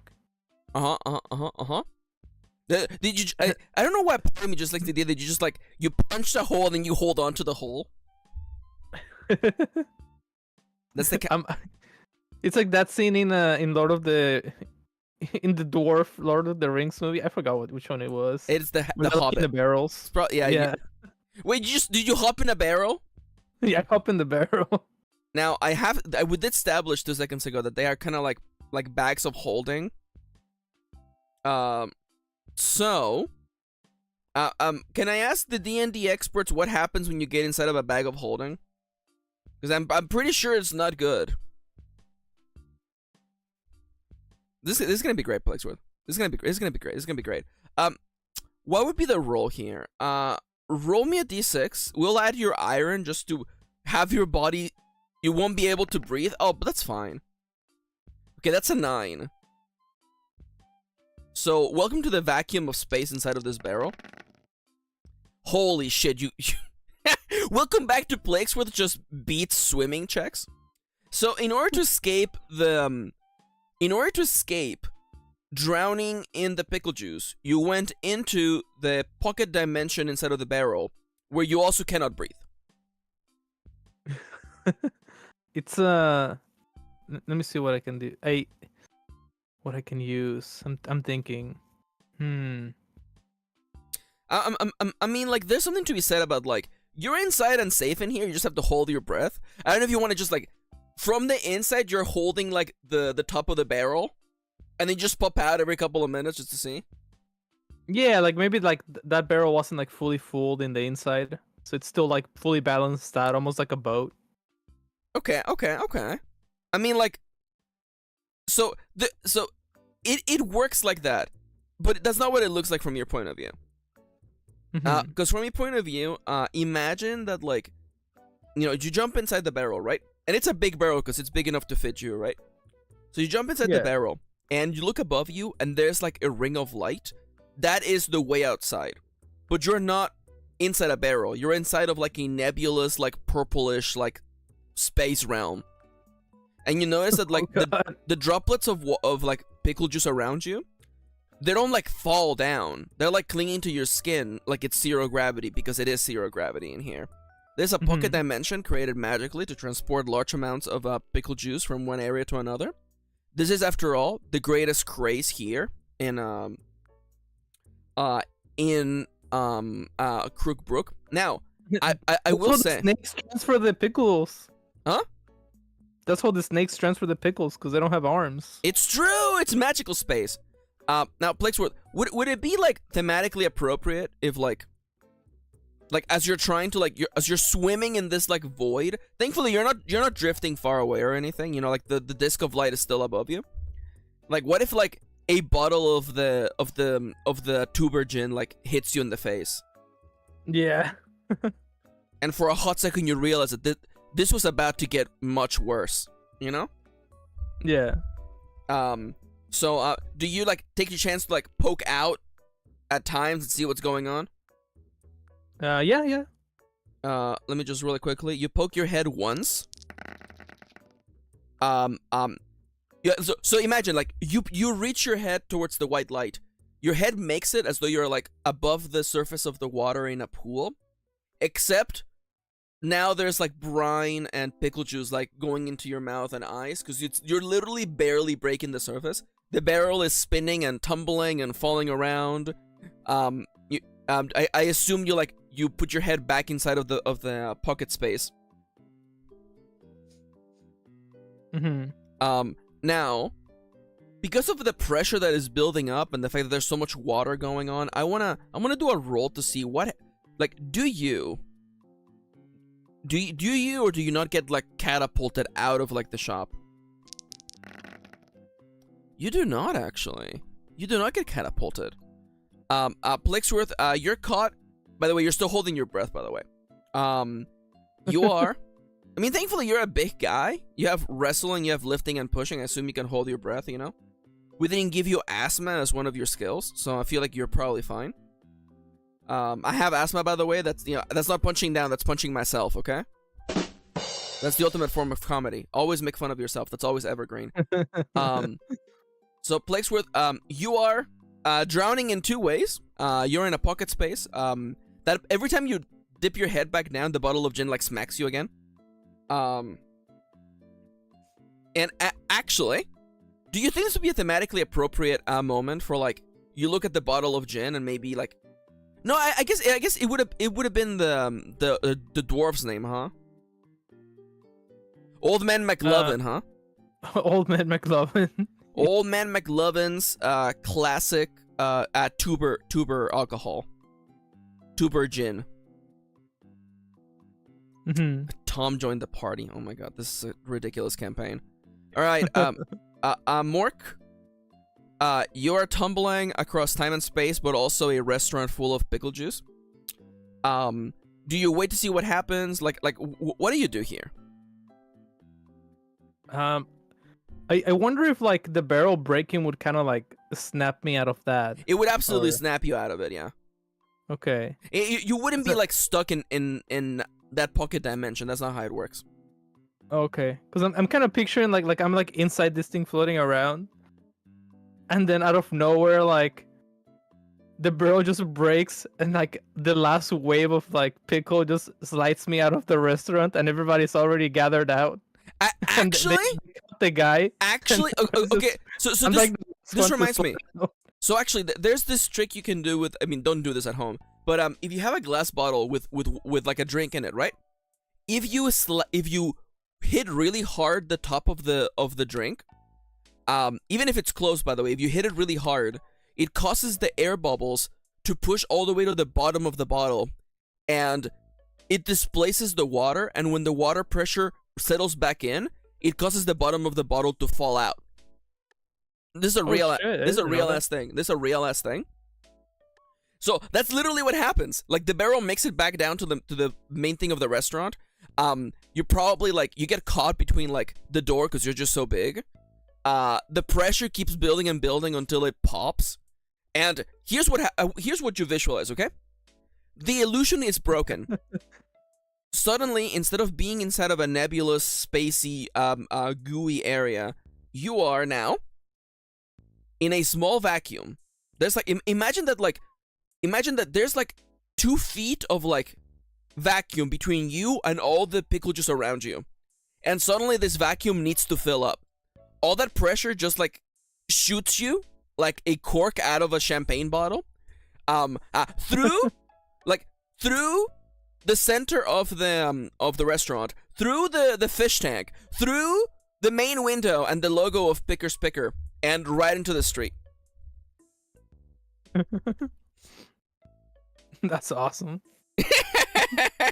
Everybody's already gathered outside, like everybody's like soaking wet. It's like, there it is. You causing the commotion. You crash down, like the cobblestone shoots, like you make a little crater because you're so big. Oh damn, he made it. Dude, we were looking for your body, says Jokin. Dude, Mark, I we thought you caught died. this man on its way out. They were trying to escape. Yeah, he was totally naked, dude. Like that's how we know. Like damn, like that's everything was hanging out. Spina the Rat doesn't understand why that's a big deal. Says Spina the Rat, literally naked except for a hat. and also, Nart also is like, what do you mean? I too am walking out with everything hanging out. Is that strange?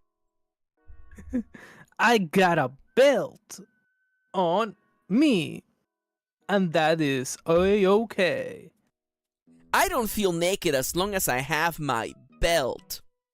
The camera will never pan down beneath Narc's belt, by the way. It's all just blurred down there. It's pixelated.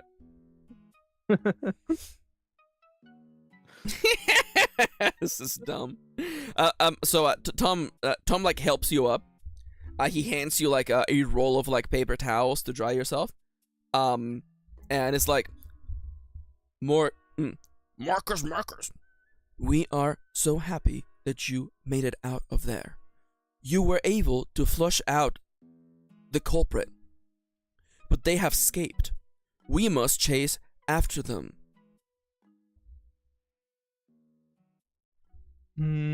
Oh, I for a second I thought like they already like caught him and everything. Oh, you know what? That's actually much better. That actually. He basically just this leads us to where we first started. Like the opening scene. Actually, this could actually bring us back. Okay, so first off, we need to bring up where the hell the rope came from, and we need to bring up the first time you encountered the naked man. By the way, I do also want to point out, by the way, this is like a behind the scenes like deleted scene that like we didn't get to see. But when Mork got inside of the barrel, because we're following Mork's point of view, we didn't see what everyone else was doing. The culprit turned into wolf form to like get out and use that superhuman like wolf strength to swim, but they were caught on the way out. Mm-hmm. That's why they're in werewolf form right now. Yeah. This makes sense. I can Don't worry see about that. it. Don't worry about it. Yeah. All right. So how does Skippy send us back, Plaguesworth? I'm kind of thinking of like for some reason because the way that I was kind of picturing, it was like everybody got like flushed out with a massive wave first that opened up. So everybody that was at the diner, and then potentially like the first like the naked guy was like the first one that like got caught in like the big massive wave from all the barrels breaking. So everybody like just all the windows and the doors just kind of like broke, and everybody just got like basically swarmed out, like flooded out into like the main street. And because I was like stuck in the barrel, basically like that's why I was like the last one in to like break out, and then as soon as like the barrel got caught or something, like it just pooped out Morcus into into the last wave of water coming out. Also, by the way, for anyone who's wondering about that goblin, he's fine now. The thing about all that brine is that like you can't even tell anymore. He's standing butt naked, kind of like a shot from The Simpsons, you know, like you only see his butt. He's like a small little green ass. Yeah, it's like no one can ever know what happened here today. He's like Milton in that episode of The Simpsons. Yeah, absolutely. Yeah. He's like Milhouse. Yeah. Pool. No one can ever know. And then he picks up his like soaking wet like pants. No one will know what I've done. Hi, Arena. Welcome. Here for Goblin mode. Oh, let me tell you. All right. Mork. So as it appears, you have apprehended the criminal, and Tom recommends going to the central square to really like prove to people to make it the formal announcement of the capture, and also make a point to the local police officer, Officer C. Blimey. I mean, this was a commotion of people outside. Like what the hell just happened? We all got flooded out. It's true. And I mean, like, Blimey was probably like, what's all this going on in here? What's going on here? I may be a little axolotl police officer with a mustache and a little baton, but this is absolutely unacceptable. You have destroyed a prime possession of this town. This is Spickers, the finest pickle restaurant in this whole town. Crooksbrook's economy is absolutely obliterated because of your willy-nilly wanton destruction, Mork. Also, by the way, if you pan back to the stalls, there's the gnome, by the way, who jumped on top of the stall to escape the wave of brine. By the way. So as the culprit is tied up, and you had just destroyed Pickers Pickers, the finest pickle restaurant. What does Skippy say to send us back in time?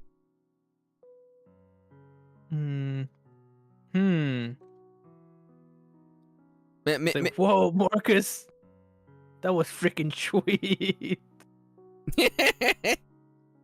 Yeah, Whoa. Marcus. Yeah, Marcus. Whoa. I was like, Hey, remember the time? Remember the time? it's like, I like the idea of like, it's like, so that naked person we saw much earlier, like that was just like that was the culprit all along. Here you Yeah, thought it was like- just Crook Brook being Crook Brook. Yeah, like he ended up being like the culprit guy, and I imagine like maybe like I'm kind of trying to figure out like how he became back a werewolf after they. Well, I was saying that like once the pickle brine, once the pickle explosion happened, he switched into werewolf mode, to like swim out and try to escape. But that is when the rest of the gang caught him. Yeah. Yeah, I can see that. Yeah. So in that case, you know what? We should go back to when you guys first make it to Crook Brook. And then like maybe Okay. you see like a naked guy running around and then you're like, Oh yeah, the city. The naked guy. the naked Is guy this just, like his POV? Like his. Huh? Like is this the POV of the naked guy? dude, POV of the naked guy? POV of the naked guy. I like that. We actually get to explain what the hell was going on. So, hey, it's me, Wolven McLean. Wolven McLean. Wolven McLean. If anyone is gonna toxify and corrupt those pickle barrels, it's gonna be me, Wolven McLean. Okay. Take us back. Give me the line that Skippy says that takes us back, and then we can jump into Wolven McLean's point of view. I don't know. I don't know the line that's gonna take us back. Okay, so I'm picturing that is literally when you guys are walking in, because we have a joke that like in order to enter Crook Brook, you have to get flushed on a giant toilet. Oh. I don't know if that's still true. I don't know if you like that. That's pretty dumb, isn't it? I don't know. It's Okay, that was pretty dumb. okay. In that case, you're in the carriage, okay? And Skippy's like, you know, like when you guys are in the present of the past, you're in this. You're like you have tied up the culprit in werewolf form, and then Skippy's like, Man. And you thought, hey, Bork, remember the time we ran to that naked person outside the town? And here you thought that was just Crook Brook being Crook Brook. They were just crook broken. all right. So you guys are in the carriage. We're back in the past, by the way. You're in the carriage. We still have not explained how you met Skippy, by the way. We have not explained this, by the way. We will get there, and then we'll look back to the future. So this is gonna be a POV of the antagonist, of course, but we'll get there. So you guys are like in the carriage. Maybe we never find out, He's just retcon like Poochie is in The Simpsons. dude. They just added him. That is Just a lot added- funnier, isn't it? That's a lot funnier if it's just like. Anyway, so you're in Skippy's carriage, right? And you have been somehow you met Skippy, and you're in his fancy ass carriage. I'm picturing like the limousines of carriages, you know. Mhm. And you know, like you're all sitting in there, you know. I think Tom is like inspecting one of like the potato gin bottles. The tuber gin, you know. It's like, the composition of this tuber alcohol is identical to that of any other, save for the ingredient that makes people go Loop-de-doops. This is most strange. By the way, thank you for the ride here. Monsieur Skippy. Monsieur Skippy. Don't worry about it. Hey, you know. Like I said, I was in the neighborhood, you know? And hey, this is my town. I love Crook Brook. I come here all the time. You guys ever have pickles? He's like, hey, well, if you guys like he's like, hey, if you guys like bottled beers and brews, how about you check out Pickle Peckers? It's the finest place in all of Crookbrook. You know, some people even say that's like 90% of our economy is just people going to Crookbrook. It's kind of like Disneyland in Florida. It's kind of like that. You know, it's a then like, and then Jokin is like, oh, but I don't like pickles. What am I gonna eat there? And then like freaking A shake. could I get a shake? And it's like Skippy's like, oh, they got everything. They got pickle shakes. They got dill shakes. They got peppercino shakes. They got everything. Jokin's like, man, I could really use a refreshing, curdless drink right about now. oh man, I could really go for a drink full of curds right now. I could really use some milk that's gone rancid because it's been mixed with dill and vinegar. Oh man.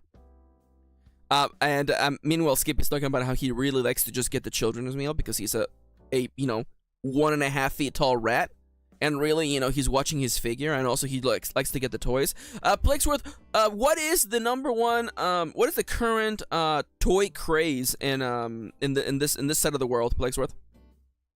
Everybody's enjoying. Well, there's a new movie that just came out. There's a new movie that's come out. Yeah, there's a new film that came out. Oh, okay. Well, what is it called? It's a sequel, of course, right? Because they love series. Sequel. Yeah. Fuck. I'm thinking it's Pickle 3, the return of the Pickle King. It's Peppino's Wrath, dude. It's Peppino's Wrath. Pickle's Quest 3. Peppino's Wrath, dude. Peppino's back. 3. Episode 3, a new dill. Dill's in the air. It's like a love story. Dude. See, they're doing the thing because like the audience that previously watched Pickle Quest, like they've grown up with the movies, and now they're like, they're like high school, maybe like a little bit older age. So they're like, they're finally, like, will Peppino and Calabasa finally like, kiss and finally kiss? People are waiting. They gotta know what Calabasa's gonna do. Will Calabasa finally say yes? No, Peppino's defeated the Vinegar Lords time and time again. He has united the Pickle Force. Triangle with Squash. Oh my god! Oh, fucking Squash. Yeah, fuck Squash. Fucking is Squash and Calabasa absolutely never. Never. And it's a musical too. It's also a musical. Oh my god. Today I squash the beef with you. Sour it may be. Monsieur Lamé, I'm gonna pickle you. You picked a different deal. It's just Les Mis with pickles. No, it's just like it's Les Miserables, but with pickles. It's true.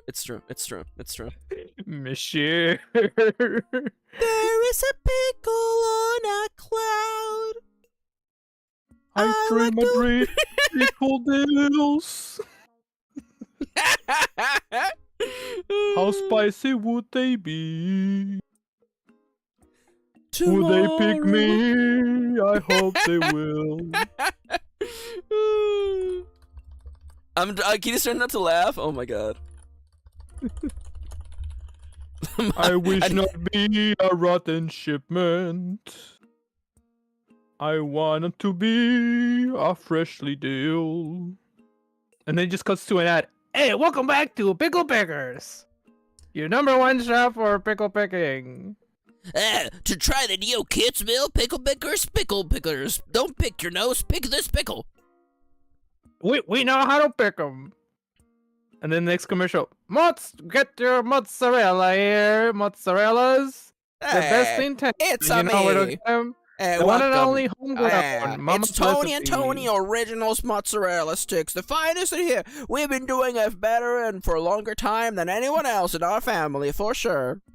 You like mozzarella sticks? We know how to make them. If you don't want them, we don't have them. If you don't want them, we don't have them. We're not here for that. We're here to serve you.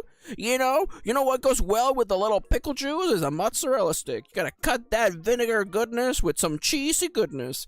It's not gonna go down easy unless it's cheesy. Can you believe they put a commercial in the middle of this movie?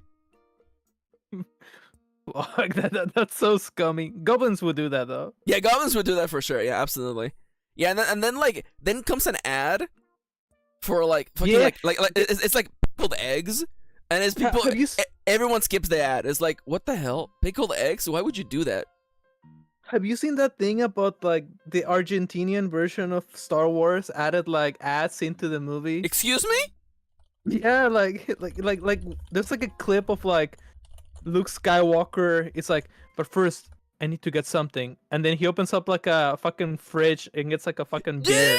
Dude! Excuse me? They Star Wars beer just ad pushed it from in- it's Chile. It's not Argentina. I think it's like Chile. Yeah. Hold up, we're reacting live to this, okay? Hopefully you don't get claimed. I don't think so. Okay, so he's getting up. He's getting up. Oh my god. Oh my god. Oh my god. He just. No. No way. Oh my freaking god. Also, what are these recommendations? Please get me out of here. What the fuck? Did you see that recommendation? Yeah. I'm shook. I'm absolutely shook. What the fuck was that? That is the most baffling part of this whole segment. That's so dumb. Dude, that's number one. That's awesome. that is I mean, like, honestly, like, you should do it. like those fucking ads are like so good. I feel like that's something Mexico would do too. Oh, Mexico would do that for sure. I mean, like, you were like, again, one of my favorite moments in The Simpsons was Homer gets to appear on a soap opera, right? And he's replacing the main character.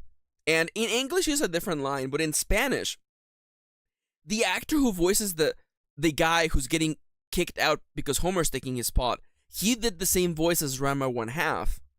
So in the Spanish version, oh sorry, Animal Crossing stopped playing. In the Mexican version, when he gets fired because Homer's taking over his spot, he's like, "You can't do this to me. I've been the main character of the show and the voice of Rama 1/2." He literally says that. That's awesome. Yeah, that's great. I fucking love that. That is so good. It's because in Mexico there's really only like, back in our day there were only like 3 voice actors. Could I find that clip? By the way, I did open a Google tab of things that are good pickled because I was running out of things to bring up. Simpsons, Mexico, Ranma, 1/2.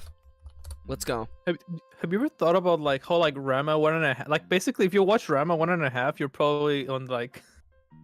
You're gay? probably, like- Yeah. No, yeah. Dude, Yeah. gay. And I was like, yeah, that makes sense, yeah. Oh my god, I found it! Let's go. Okay. Oh, this is great. Okay, here we go. Alright. Plaguesworth, here's also the link, by the way. You're gonna watch this, by the way? See. You're gonna want to I'll watch watch it. I'll watch it with you over here. this? on stream. Okay.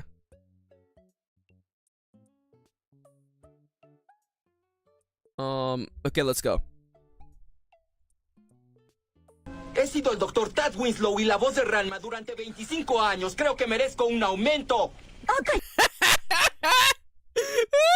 I've been the voice of Rama 1/2 for 20 years. I deserve a raise. That's so funny. awesome. That's so funny. Oh my god. That is so funny. That's incredible. I feel like stuff like that is so good. Like just adding stuff like that. Yeah. It's I mean, just- like, it reminds me of, like, the... cool, I guess. You know what? Like if Nomiya was here, they would bring up that, in the Spanish version of Supernatural, they do confirm that 2 of the guys were gay. But not in the English version. Really? Yeah, in the English version, you have like you know the characters from Supernatural, right? You know Sam. Wait, no. Yes. Which one is Sam? Sam's the brother, isn't it? Super. Natural. I saw like maybe like the first. Oh four no, seasons it was Dean. It was Dean and Castile. Thank you, Castiel. Thank you. So in the English version, Castiel, who's an angel, is about to like die or whatever. Who cares, right? And he tells Dean that he loves him, and Dean is like, "What are you doing? What are you doing here? No, don't do this." And that's where that ends, right? You know, Castiel goes to super hell or whatever the hell he goes. In the Spanish version, Castiel says, "I love you," and Dean says in the Spanish version, "And I love you, Castiel." So you know, shout outs by the way. Shout outs. Shout outs Hell to yeah, Ghost we love Stories. that. Ghost Stories was great. Anyways. Y yo a ti, Castiel. Señor Castiel. No Señor lo puedes Castiel. hacer. Y yo a ti, señor Castiel. Okay, Plaguesworth. So what is... It would be awesome if like the first thing they do, they just went to see that movie. You think so? Dude, Yeah, that would be that's- actually that's- great. Oh my god. Oh my They god. just went to see a movie. Okay, so Skippy's talking about the... Oh my god, this is great. While you're watching a movie, the culprit is running around naked. So, Yeah. the action figures for the current children's meal at Pickers Pickers. I'm gonna say, let me just roll a D100 real quick. Princess Piccolette. Princess Piccolette. It's Princess Radish. Piccolette. It's Princess Radish. No, it's like Skippy. You know, like we flash forward to like you guys at Pickle Picker having dinner, and Skippy's like, It's another King Ginger. I have so many King Gingers you wouldn't believe. I just won I got too many. one Princess Jalapeno. It's all I ask for. That's like me when I was trying to get all those McNugget kits this Christmas. McNugget At McDonald's. Kids. Well, they did like a Kerwin Frost box. Kerwin Frost box. And they had like all Oh. those McNugget dudes. Dude, And, like, there was I one love that, these like, guys. I just could never get. I think it was a. It was. Dude, this is Mo me. something. This is me and you. This is what the Yeah, stream it looks had, like. Files. This is what the stream looks like. This is us. Also, hi, Safifi. Welcome back. Welcome. This is us. Yeah. This is That's literally that's us. Dude. It's a pickle. It's a pickle of that, basically. It's a pick. Yeah. It's a pickle of this. Yeah. Oh my god, I love that. I love that. Anyway, Skippy, you know, as he's inviting you guys to Crookbrook, you guys, you know, walk under the great crooked arch of Crookbrook, by the way. Oh my god, Kitty says that's us in the car on the way to LA. Oh my god, or at LA. That's true. It's you and me, and Kendra, and Kitty, and Cade, and Winnie. There you go. Yeah, there's literally us in your car, Plague. Everybody's here. Yeah, oh my god, it's freaking Kendra not drinking water, by the way. God. So you know, you walk past the world famous Crookbrook Arch. You know, and you're driving on this limo of a carriage, you know, across the cobblestone streets of Crookbrook, where all the buildings are like on tilt and everybody's pissed at each other, right? You know, and like, you know, Mork, as you look out the window for a second, you notice what appears to be like a naked man running, like, you know, like along an alley. And you think to bring it up, but then like there's also like just like goblins yelling at each other, you know? There's like Yeah, two like- goblins throwing hands about like mozzarella sticks and which one's the original mozzarella stick. Yeah, just commotion. Yeah, you know, you're like Craziness, a bunch of banter. maybe this is what it's like here. You know, and then Skippy is like, Hey, you know what I should treat you guys to? You guys want to watch a movie?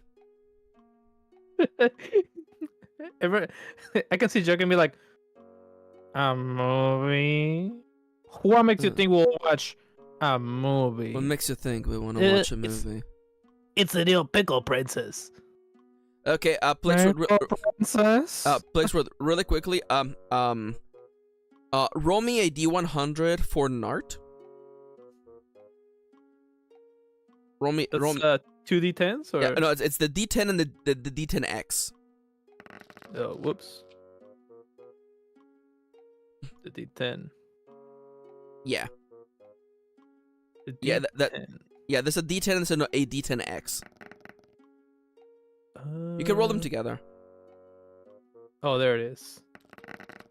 Okay, so Nart has no idea what a movie is to begin with. Do it again for Tom.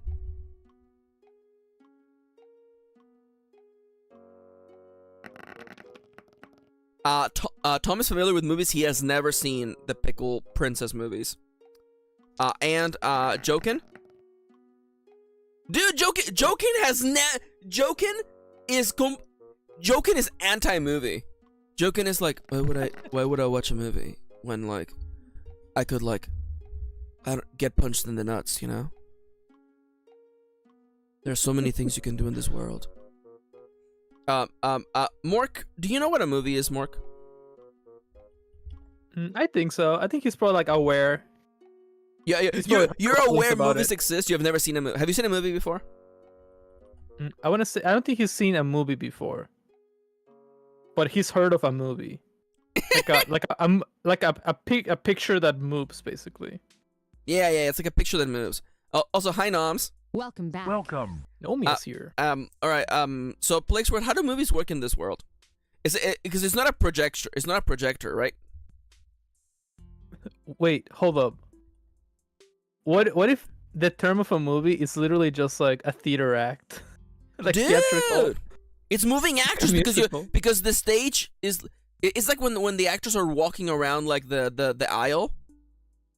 Dude, Yeah. they call them movies because the actors move around you. They move ears. Yeah, they call them movies, but it's movier. Move ears. Yeah, Like they move over here. It's German. Movier, Bart. Movier. Move ear. Oh, no, man. We also have Skippy the Naughty Rat. Who we'll explain later, but you know it's freaking sweet. So Skippy takes you guys to go see a movie. Is that correct? Yes. Do you agree to this? Yes. Like we were like, oh, what the hell is that? And then he's like, pickle princess. Wait, pickle princess. And it just cuts to them already, like in the theater. I absolutely love that. You're in the theater, like Mork is like, because imagine a dance floor, like a circular dance floor, except the chairs are arranged like circularly, and the actors are just like walking around. Yeah. That was German. I'm a stoat. Siska, please don't be silly. You're not a stoat. You're not a stoat. You're a trans cat girl. We all know this. So and like I don't know why I love the idea that like, you know, like Jokin is like pickle princess, and then like you blink your eyes, and like there is like a goblin in a pickle princess outfit like grinding on your lap, and you're like, is this part of the show?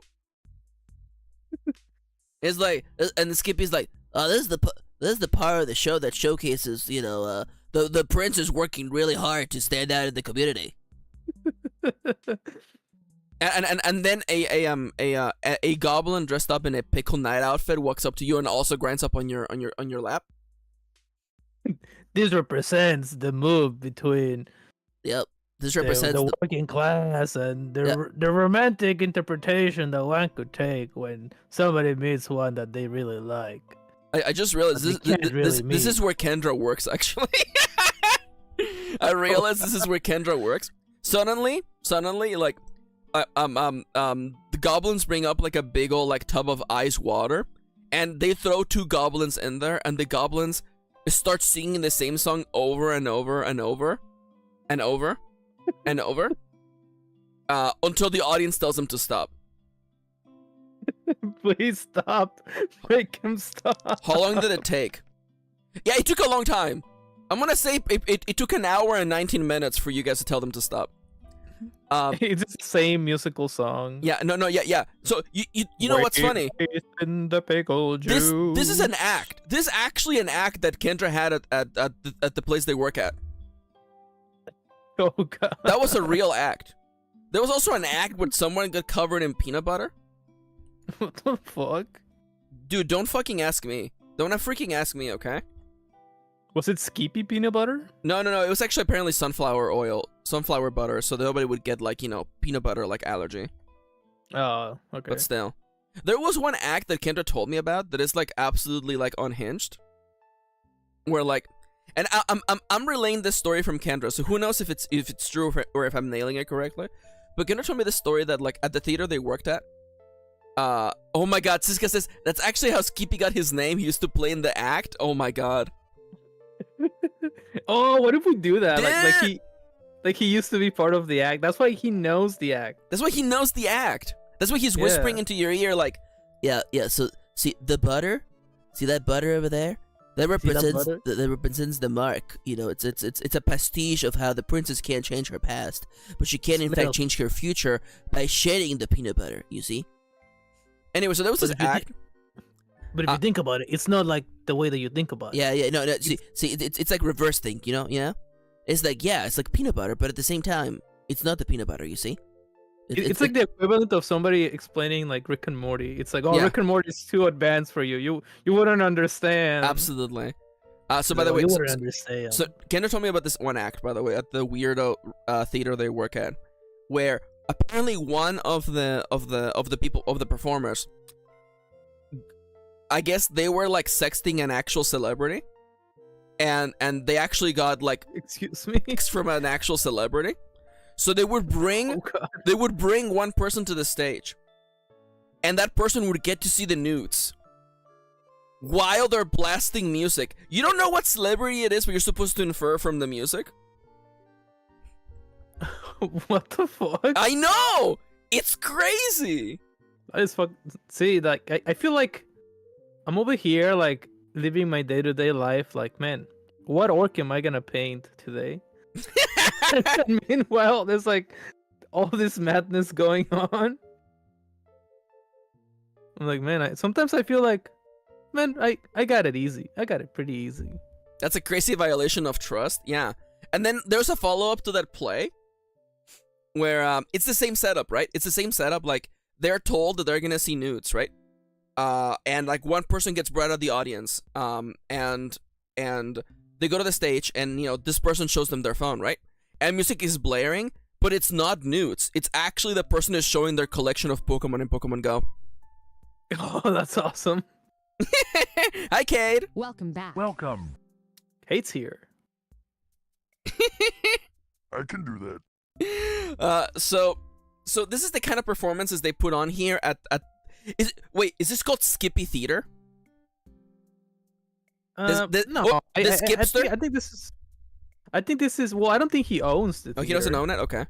No, I think he works out there. He's worked out there in the past. It's called the Moviers. The Moviers is the name of the place.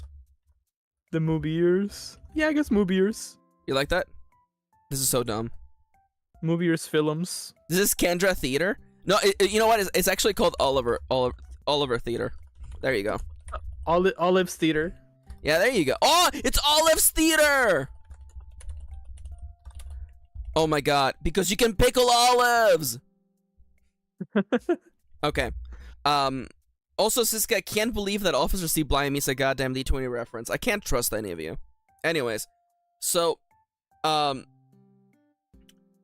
guys go. You see a wonderful performance of I believe it is a Pickle Quest 3, a new deal. You learn all about Princess Pickle. You learn all about Pepino. You learn all about Calabasa, and of course, goddamn Squash. You even learn about King Ginger. Some people like King Ginger. He's a fine character. Darth Eggplant. Darth Eggplant. Oh my! How dare you? How dare you? Eggplant. No, it's Captain's. Oh my God, no! It's just I was gonna be like, what if it's like Captain Sauerkraut? There's like a trailer for the upcoming next one. Behold, he has erected from the depths the eggplant. Wait, I actually, you know what? Here you go. He has risen. He has risen. No, you can't use the pickle powers for evil. I will do whatever I want with my eggplant powers. That's right. And no cabbage, radish, onion, or even pickle. Dill will stand between me and Princess Pickle. I've collected all the 5 vinegar stones. Yep. I will snap all the pickle juice out of existence. At last the world will be dry. It will be so dry. Princess Pickle will have no choice but to fall in love with me, the juiciest of all vegetables, the eggplant. Pickle Princess, Dill Boy, it's up to you guys to save the Pickle Kingdom. By the way, Dill Boy is Peppino's secret identity, by the way. Yeah, Dill Boy. Now, some people are like, well, why doesn't Peppino, also known as Dill Boy, end with Pickle Princess? And the answer for that is actually because, like, you know, Well, see, the movie is actually subverting your expectations here, because why must a princess and a pickle fall in love? Why must the Peppino fall in love with the princess, you know? Why can't they just be friends? Why can't they just have, you know, a platonic relationship? Also, yes, they're also siblings, actually, you fucking weirdos. And that's why the romantic interest has been Calabasas, the childhood friend of Peppino. This is spinning an orc. Dude, that's cool. Dude, that's cool. That's cool. I started getting into like Warhammer, and I got like a shit ton of orcs I need to paint. It's true. Have you been having fun with the orcs, Blake? I've been having fun. Yeah. I mean, they're looking kind of cool. I need to post like an update on the shout out Kirin Discord. Whoa! Shout outs to my Discord. Wow. I hate the milking discourse right now. What the fuck? Oh yeah. That's a classic Kendrick quote. That's quote? 68, by the way. That's quote number 68. I will milk all the pickles from existence. Give me a random Plaguesworth quote. Computer, give me a random Plaguesworth quote. I'm a big fan of hookers. Plaguesworth 2024. What the fuck? Oh my god, Kate, I love that. That's so funny. dude, the guess the game yesterday was Balatra. Hell yeah. Dude, that guy's a millionaire now. Good for him. Honestly, that's good. Good for him. Dude. All right, where were we? Where were we? We gotta finish. We're gonna get this wrapped up. We arrived to the town. We decided to go see this play that Skippy. I actually, you know, I'm not saying Skippy's a co-writer in the Pickle Princess storyline, but let's just say that, like, you know, like, he knows the George Lucas who's making it. You know what I'm saying? He's secretly the writer of the of the Pickle Princess. Yeah, but he doesn't want to, like, say he's like he has like a what's it called, like the alter ego? You mean a ghostwriter? Is he a ghostwriter? Yeah, ghostwriter. Yeah, he's the ghostwriter. Well, the thing is that, like, See, it's like you know, Skippy doesn't really care about the fame, you know. Like, you know, he likes making things happen, but like he's not down there. You know, he doesn't want to be like the face of the franchise or anything, you know. Yeah. Especially because, you know, theater is transformative anyway, you know, like you know, sometimes there's like tiny little changes between performance to performance, and, you know, like Skip understands that, like, you know, that's part of the fun, you know, seeing it change. Yeah, he likes to keep it. He likes to stay, you know, with the people, you know. Yeah, it's true. It's true. You know, yeah, he wants to be where the people are, etc., etc. So after seeing the theater, you know, maybe you're thinking a lot about the story of Pickle Princess, and it really, like, lingers on with you, but you're unable to find you catch nary a scent of Dorito feet. And it is eventually, after hours of looking around town, you know, down alleyways, up on rooftops, down in people's, like, basements, you're looking for the smell of Dorito dust. At last, you give up and you decide, at the bequest of Skippy, to go check out Picker's Picker, the finest restaurant in all of Crookbrook. Yeah, they're gonna go have a snack after a nice movie. So Nice film. now I realized we promised we were gonna do like the perspective of like the villain, but I changed my mind. I think we should cut back to the future. Yeah. So we should cut back to the future, and we're back at the town square. Okay, we're back at the town square. Just to review, we're in the center of Crook Brook, surrounded by market stalls. Recently, I don't know how it happened. Wink, wink, nudge, nudge, wiggle, wiggle. But pickle juice spilled out of the local pickle pickers and onto the nearby marketplace, washing away several short humanoids, except for one very smart gnome who got in a stall as soon as they saw the waves a coming. There are people selling their mozzarella sticks. This is pivotal to the story, I assure you. People joining us late, I assure you that mozzarella stick is very important. Having captured the big werewolf-looking individual and tying them up with rope and bringing them to the center of town, the officer in charge of the law here, a 1.5 feet tall oxalotl, Officer C. Blimey, attempts to arrest Mork for disrupting the peace, but it is then in that final moment where Skippy the rat takes a incredibly fresh mozzarella stick and sticks it in the mouth of the werewolf. The werewolf bites it because it longs for cheesiness, because this is not in fact a werewolf, it is in fact a were-Caucasian. The werewolf, suddenly their body gets enveloped with light, and when it fades away, their body is hardly contained by the ropes. They are entirely naked. It is a pretty muscular man. Their skin is pretty pale, but it's a little bit tan in places from them running around naked. They have short brown hair. They have been described as looking like Chris Pratt. And as soon as Tom, because Tom was the one holding the ropes, he realizes that they don't fit no more. Tom grabs him by the arms and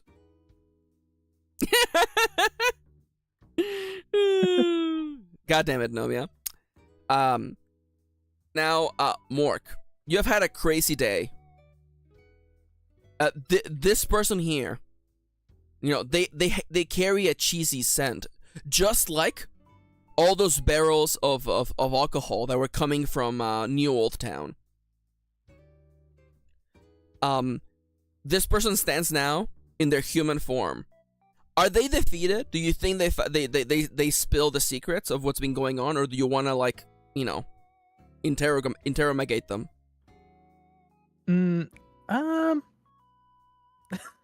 Part of me wants to do the Scooby-Doo thing where they're like, and I would have gotten away with it if it wasn't for this gang of rascals. I like that. I like that. Okay, so in that case, so Tom is holding him, and he's entirely naked.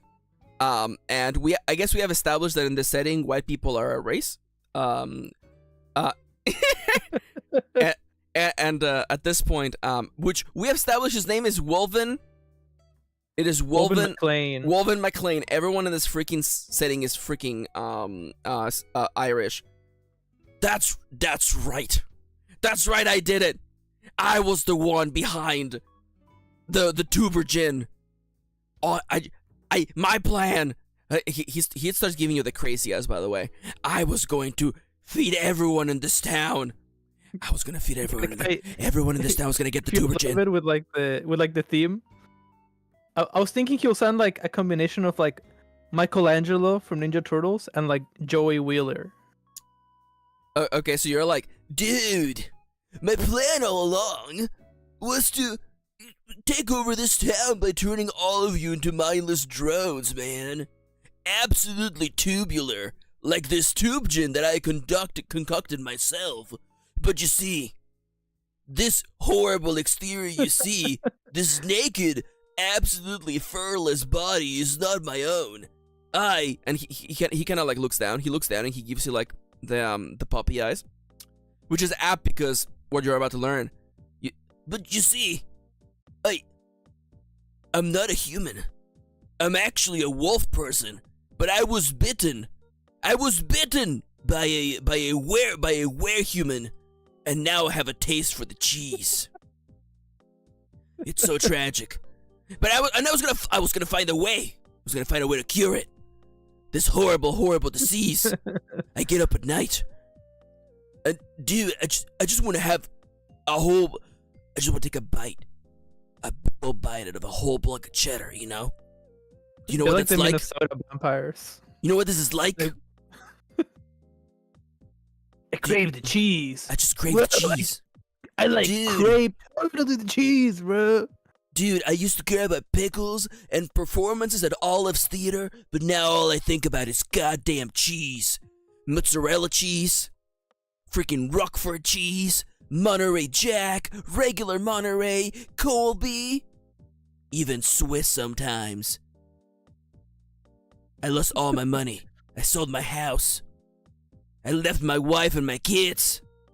I even sold the few clothes I have, and I've been walking around, breaking into people's homes just for a sweet taste of that cheese.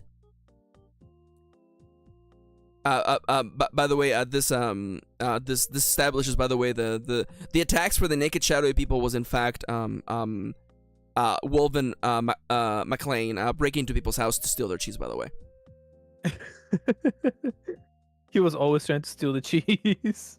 All the attacks. Nart says, Lord, what a degenerate! It was Swiss. That's right. It was very most untubular, my dudes. But that's it. I'm coming clean. I would have gotten away if it wasn't for that big orc. What's his name again? Morcus? Mark my word, Morcus. I will have my revenge. From a sweet, sweet fountain of fondue. Officer Blimey is like, yeah, well, that's enough of that. Alright, take him away. Get him out of here. Get out of here. He's naked. Get out of here. You're gonna get plenty of the government's cheese in the jail, buddy. First, they want to give you pants. Get him out. Yeah, step one. You gotta get some pants. Step one. Hey, what about the goblin's pants? Hey, Goblo. You're already walking around naked too. Give him your pants. Get him a belt. He needs one. No, you know what? No, those are like short shorts. No. He looks kind of more hot now. Take off those pants now. You know, you ever realize that like a naked mushroom, not threatening. You know, like a naked goblin, kind of funny. Like a naked human is just kind of sad. Yeah, it's just kind of sad. You know what? Give Give him sucks. Droop like that. Give him sucks. He's too naked. Dude, hey, people over here, people in this town center. Who sleeps with socks on? Where's your hand? Anybody sleeps with socks on? Hey, you. Not me. I'm an axolotl. I don't wear clothes. That goblin raised his hand. Hey, anybody else? Yeah, the goblin over there. You got taste. You got taste. It's just me, I guess, just me. Hey, there's nothing wrong with it. There's nothing wrong with it. I'm sorry. I realize that this, you know, I'm in a position of power, so I realize that maybe you know, people might have perceived me as me being like, hey, I'm gonna fill up this paddy wagon full of people who wear socks at night. That really isn't what's happening here. I'm really sorry. That wasn't my intention. You know, I don't want to abuse my power. I may be Officer C. Blimey of Crookbrook, you know, the law and the arbiter, you know, judge, jury, and executioner. But I do want to say, we run a pretty tight ship. You know, I care about all of you. I'm really, you know, today is a dark day in our history. You know, the pickle. The pickle, our finest restaurant is in shambles, but I think we can all rise together and, you know, rise above this. Everybody's just staring daggers at him, just like staring. Is that man still naked?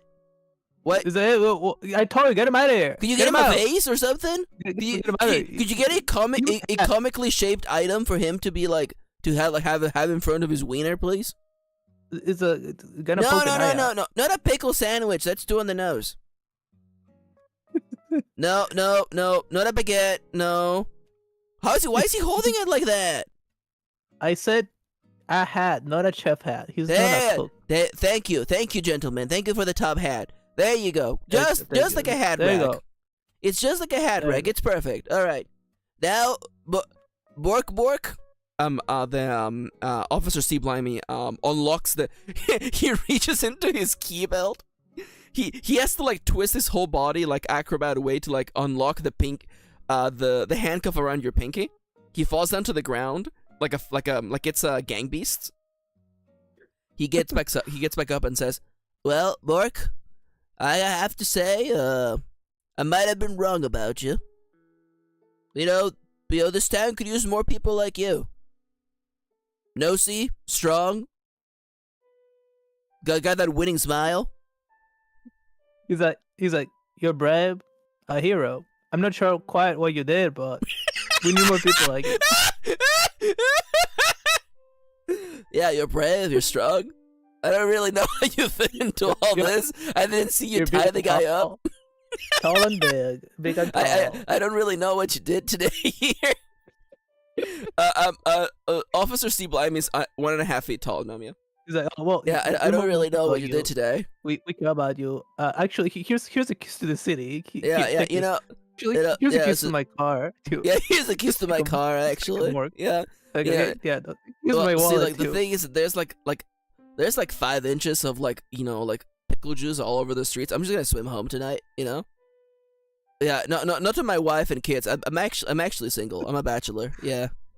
Yeah, I don't feel like I want to settle down anytime soon. I'm kind of I don't want to say. I don't want to. Have a good time. I'm at a good spot where I can just enjoy myself. Yeah, I'm working on myself. Develop a good personality. I'm working out. I'm reading some books. Independent.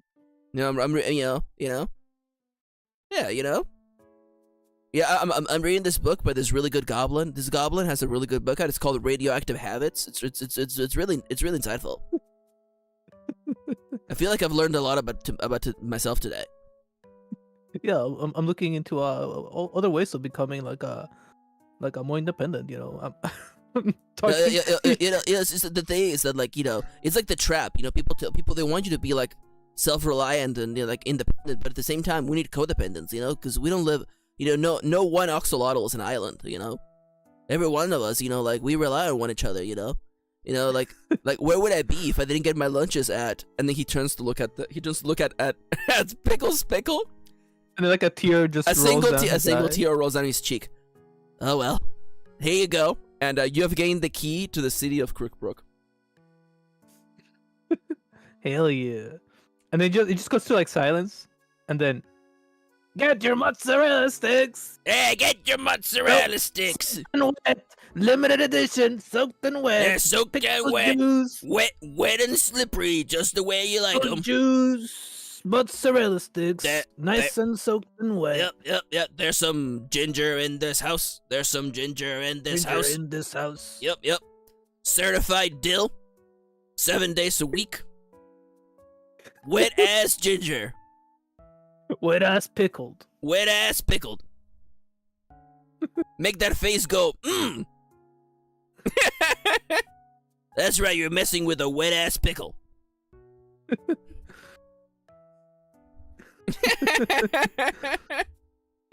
Oh Lord! What a crazy ass town. What a crazy dude! The city, huh? This is why everybody's so tilted. This is why everyone is tilted, man. Everyone is tilted. I feel like this episode needs to end with one of those movie montages where we get shots from the episode with each character, and it's Nart went on to go home and have a good night of sleep. And it's a shot of Jokin's pickle shake going into their face, and it's just all the pickle is now the whipped cream all over their face, and it's Jokin was violently ill by bacterial infection that made him toilet bound for 3 days. Still has Jokin got food poisoning. He also missed calling his mom on Mother's Day. What is the shot of Tom?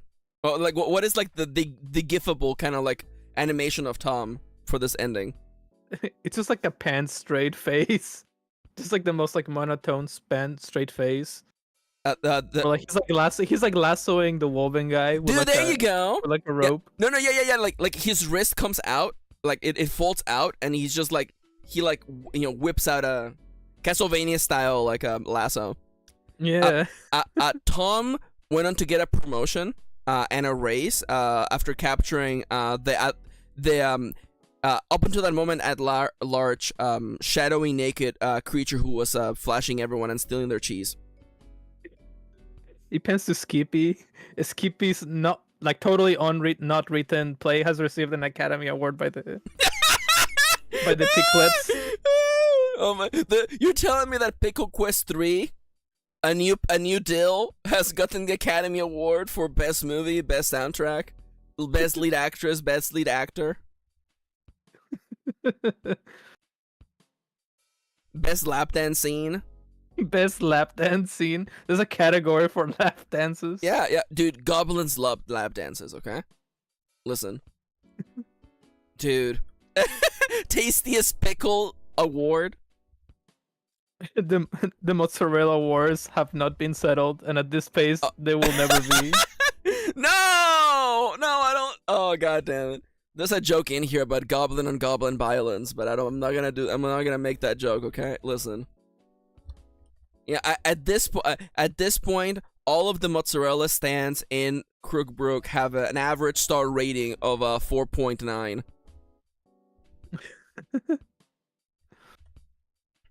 And we get a shot of goblins and like Officer C. Blimey and maybe even like Mork, like helping rebuild the pickle picker. Pickle picker is currently being renovated, and we can expect it for it to be back very soon. Just in time. There's some more expansions on the way. Ooh, dude, are they opening a pickle picker in New Old Town? That'll be awesome. Could you imagine? Dude, McGubbin is in trouble. Dude, do we get an after credits shot of like McGubbin like looking at like a map of like the town, and like there's like a new like no, he has like a model of the town, and across the street from his McGubbin is like a pickle pickers. He's like rubbing his beard, like wondering and pondering. He does a thing like anime villains do, where like he has a chessboard and he moves like a piece, but it's not like a chess piece. It has like a burger hat, and then he moves it in a way that makes no sense. He moves it like 3 diagonal and 1 up, and it's like, your move now. Your move now, picker. You have pickled the wrong the wrong goblin to mess with, picker. You picked your last deal. Looks like someone is in a pickle. Dale asks if we're doing dailies today. We might do some dailies after we plan the next session. Yeah. Now we did not get an outro for Mork, so the after credits scene. What is this? What is the scene that appears on the screen, and then what is like the dialogue? Plaguesworth, what is the line? I'm trying to think. Well, again, we're not like summarizing the rest of Mork's life. It's literally like what happened in the next couple of days for you. I can see like somebody like in a robe or like a cloak, swinging like a bell. He's got like a little cardboard saying, "Join the cult of Kevin." Oh my god. Hear ye, those who wish to join the cult of Kevin. Kevin is coming. Hey, Mork, remember the time we overthrew the cult of Kevin? We were through the cult of Kevin. Dude, thank you. That's a. Dude, you've been hinting at the cult of Kevin for like 3 episodes. I'm thinking of the cult of Kevin as like, it's like a major baddie, but like they're all like gang, like small groups of people. Like maybe we defeated them before in the past, but they're back. Oh, I absolutely have to write down the baddie's name. It was Wolven McLean. Wolven McLean is gonna be in there. Of like the baddies. They're like Legion, but they're all called Kevin. You're gonna be like, oh no, it's Wolven McLean, and then he's like, nah, dude, Beethoven's dead. He died when I chose to be reborn in the Lazarus pit of Kevin. I am now Kevin McLean. Kevin McLean. Those who wish to join the cult of Kevin shall be nameless, and now shall known as Kevin. Those who want to be part of Kevin, Kevin is he, and Kevin is me. Kevin is you. Kevin is you. Espiritu Sanctis. Those who pass the word of Kevin shall be known as Kevin. Kevin is me. I'm sorry. That was a mistake, by the way. I did not mean to press that. Join us in Kevindom. Join us. Thrive. Skate. Kevindom. Kevindom. All right, Plaguesworth. Kevindom. So you have in fact overcome the mystery of it did involve smelling feet, by the way. We have overcome this. I think you are long overdue for some leveling up, Plaguesworth. Oh hell yeah. Would you like a new skill? Sure. All right. What's something you would like to be better at doing, Plaguesworth? Well, what are my options? Dude, literally anything. Like literally you can because right now you're nosy. You're good at lifting and pushing, and you're good at wrestling. You can literally put anything in here. You could put cooking, you could put acting, you could put singing, dancing, you could put, freaking investigating, questioning. Great swords, long swords, short swords, medium-sized swords, dual swords, lightning magic. No swords, just no fists. swords, just fists, unarmed. I don't know. Maybe I kind of want to maybe like leave it blank for now and maybe Okay. brainstorm about it. Okay, you have one free skill, by the way. Okay.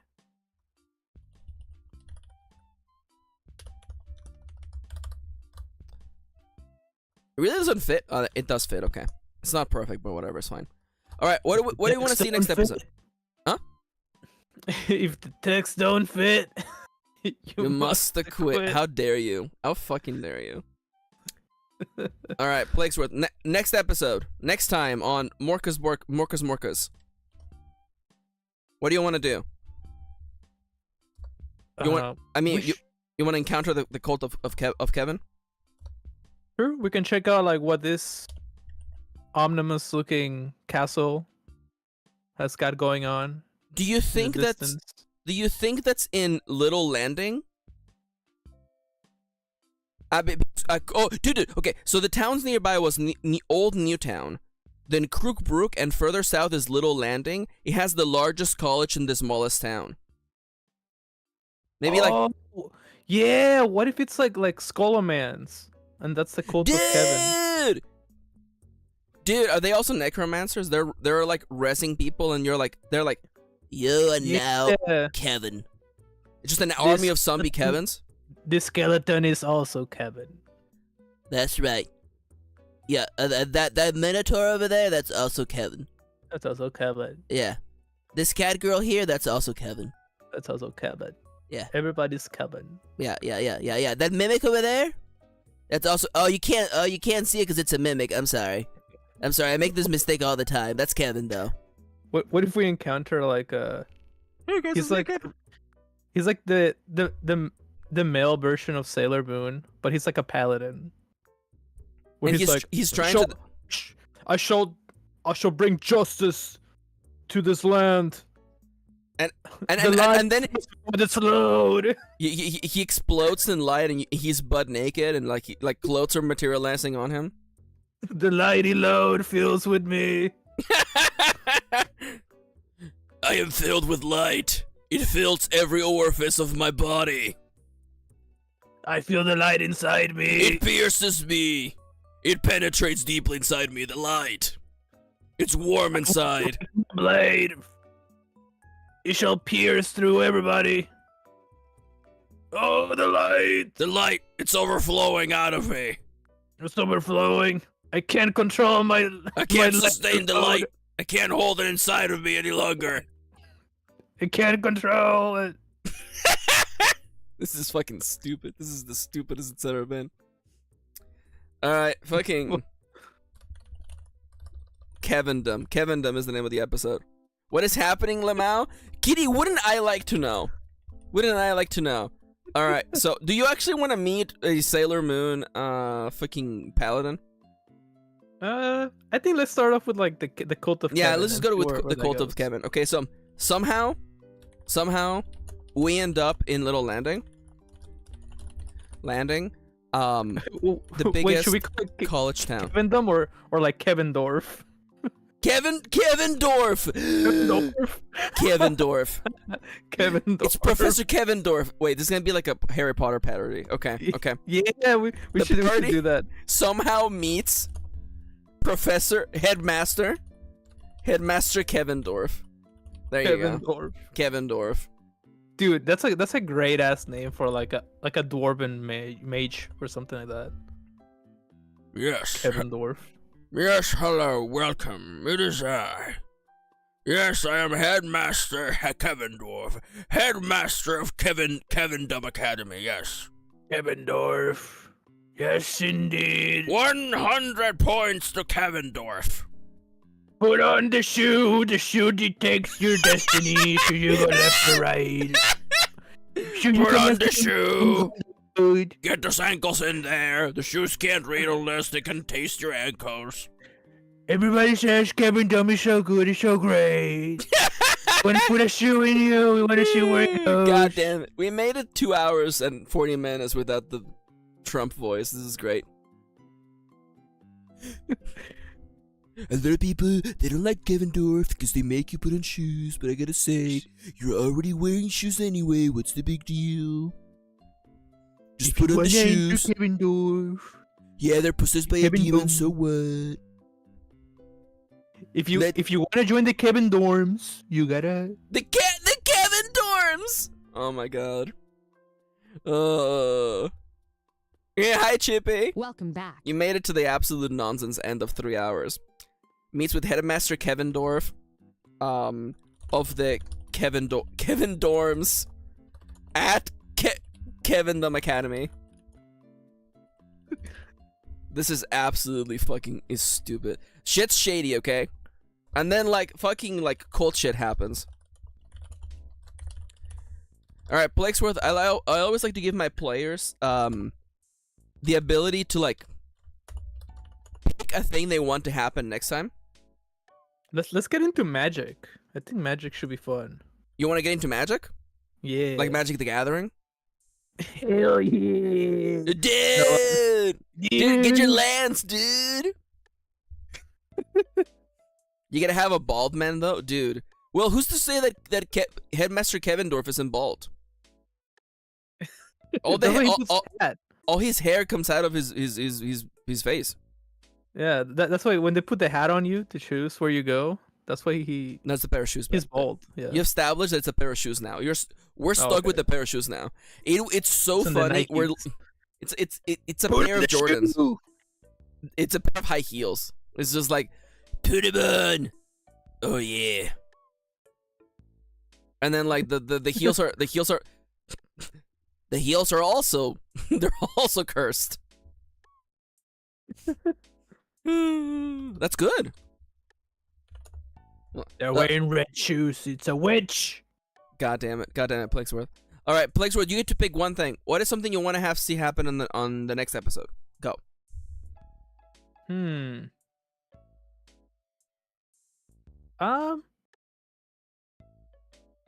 Well, I kind of like a little bit of like mystery and stuff like that, but I feel like we should try like more like combat-y stuff. Chip says, I'm glad this is the first time I could catch one of these, and my only knowledge is Kevindorf of the Kevin Dorms at Kevindom Academy.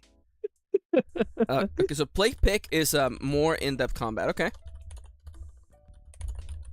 Also, I do want to say, this episode originally was going to be more like investigative, but I feel like we both like the idea of doing the episode like backwards. Yeah. It ended up being fun. Are we gonna do this ever again? No. It was pretty challenging for sure. It was actually pretty challenging. Nomia says more rats, please. I might be able to make that work. What if the Cult of Kevin is basically like the Hunger Games of like Go on. Wizards? The Hunger Games of Wizards? The Hunger Games of like it's just like a cult of people and they just kidnap them to make them fight? To put them in like a team-based combat. Blake, by Maybe the way, that's really fucking out there. your animal today is mink, by the way. You're a mink in the Google Sheets, by the way. Hell yeah. All right, let's do a quick daily. Just really quickly, like, guess the game. And maybe the game though. Oh, I gotta show you my screen! What am I doing? Blake also disappeared. Don't worry, I'll find him. There we go. Blake, talk, please. Game? Hello? Talk. Hello? Also, by the way, 1, 2, 3, 4. I did say on the Discord, by the way, invaders will be forced to roleplay. So if anybody ever wants to drop into the college, you're welcome to. Just remember, you will have to roleplay a character. I'm sorry. Even if it's for 2 minutes, I'm sorry.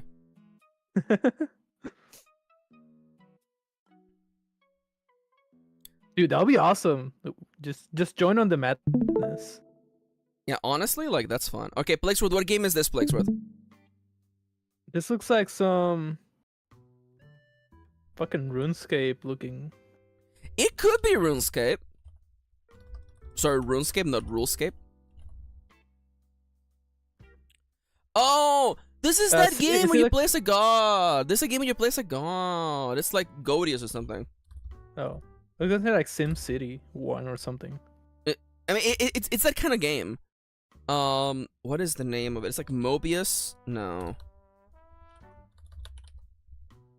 Fellas, name of a game where you play as a god.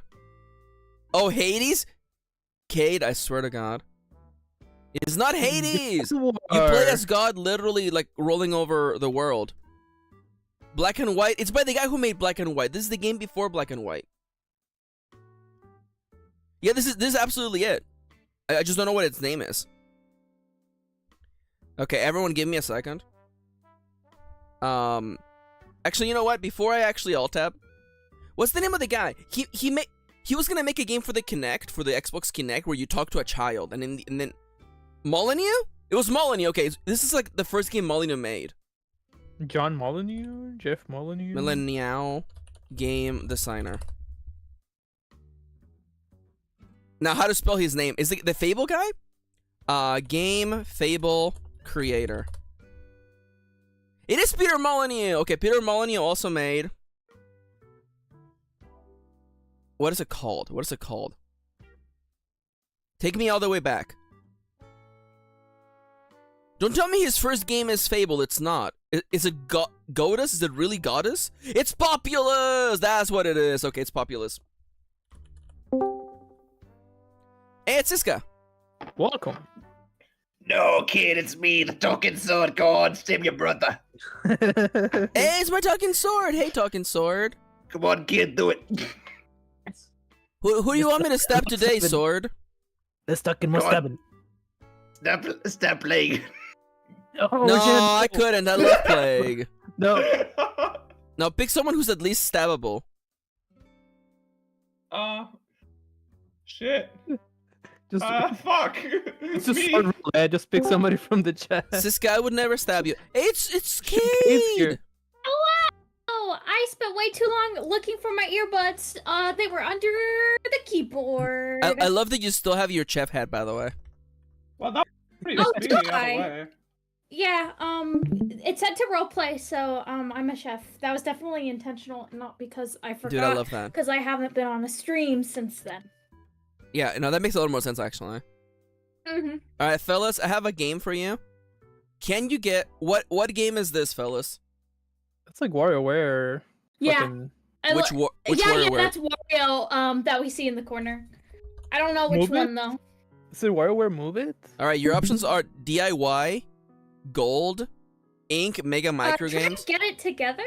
Get I It think Together. That's the most recent one. Yeah. It is, in fact, Get It Together. Even Hell all yeah. the WarioWare games. I want to get it. I haven't played a WarioWare, but yeah. it looks really fun. Look at all these Plaguesworth designs, by the way. These are all Plague boys. You've seen that tweet of Danny DeVito? Danny DeVito wanting to play Wario, like Wario in the new Mario movies. Really? Yeah, Dude. he was like, "Yeah, I would love to do that." So I'm Dude, like, "That's a perfect casting." All right, okay, I know what game this is Oh, already. Evil Within too. Did Cade? I'm shaking your hand. Yeah. I like video games. This is the Milky game. But This- only in a specific. Yeah, Is it's there it's supposed to, inventory? I think, emulate like Plaster. That's the vibes I got watching that game, and like with that character's abilities or whatever. Oh, what I No, So thought. it that's looks fair. like glue. It's yummy. Oh my god, no, Nomi's giving me homework. Okay, wait, hold up. I'm gonna leave this here for a second. I'm gonna go open a new private tab because I can't I have. have CSP open. I can doodle up a quick rat for gnome. No, that's gonna take too long. Rat GIF. I type rat fig, by the way. God, I'm an absolute. Okay, give me more I mean, images, please. I I would would- like. I would watch a rat eat a fig, just to be clear. I think Dude, that I would sounds delightful. absolutely. Who here in this chat wouldn't watch a rat just eat a fig? Fuck yeah, dude. Get that fig. Absolutely get that fig. What? Oh. No. Okay, fellas, I have a question for you. Okay. Yeah. Yeah. Nomia said, "Give me a picture of a rat." What if? Let me just really quickly try to not break this. Oh. What if this was the gif of the rat? What? Oh, I can't do. Oh my god. Give me a second. I'm sorry. What if this was the gif of the rat? By the way. What the fuck? Dude, it's your Really favorite. funny. It's Rat I Attack. think that would work. That would work. I Dude, think. there you go. Nomia, this is my I think- favorite I think Transformer. Transformer. That is you, Novia. Beast That's what Wars. it is. This is Nomia as a Transformer. It's true. This is you. Okay, let me go find the real picture of a rat for Nomia. Okay. All I can think is rats. We're rats. We're the rats. Yeah, no one else knows it. I see. I'm speaking less mess with rats. Is Oh, this a? sorry if you could hear Balatro in the background. I realized the sound was loud. Cade, really quickly, Cade. Yeah. What is your favorite Balatro build at the moment? Hit me. I don't have one. I do my best. I got really lucky Damn. getting a win on the first day I played by getting really good jokers, but right now I started with a voucher that I was able to get where it increases the chance of like holochrome foils and stuff. So right now I have a joker that adds bonus for straights that has foil on it. Baby! And then I have the 4 fingers, which means all flushes and straights can be made with 4 cards. So That's a I'm good kind of set. balling right now, even though it's the beginning and I have my fingers crossed. I'm Hell so mad that I yeah. died at what I think was the final boss this morning or last night. So angry. Dude, I can't make this rat gif work. What if I instead put this image of I made this gif of Captain Astronaut that I'm waiting to share like whenever he posts. There you go.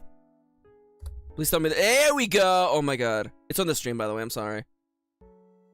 Oh yeah, I had that stopped, so that's really good give of him. Where did it go? There it is. Okay. Yeah, there you go. We're putting it back on the screen, by the way. There you go.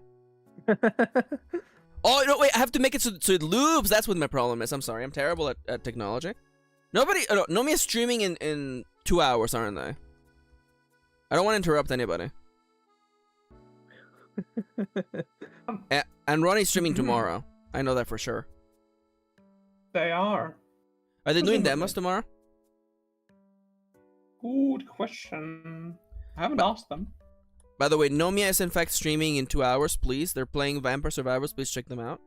Puta madre. I promise that we're gonna now continue. Okay, fellas, I have keywords for you. Can you please Okay. guess a game? Also, I got another joker that gives me a bonus when I play straights, so this is gonna be a straights run. Okay, Dude, putting straights? the switch down. That's foreign, Tony. Alright, Jet, Drugs, Bloody, Robots, and Sequel. My Fallout first guess 3? is going to Fallout 3 or 4.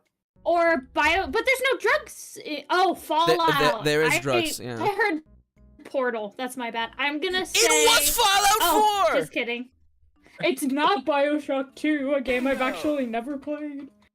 Fallout 4 came on 2015? What the Yeah, fuck? Yeah, if it were a child, it would be in 2nd grade now. Isn't that delightful? That game is older than the Beatles were ever together. Isn't that crazy?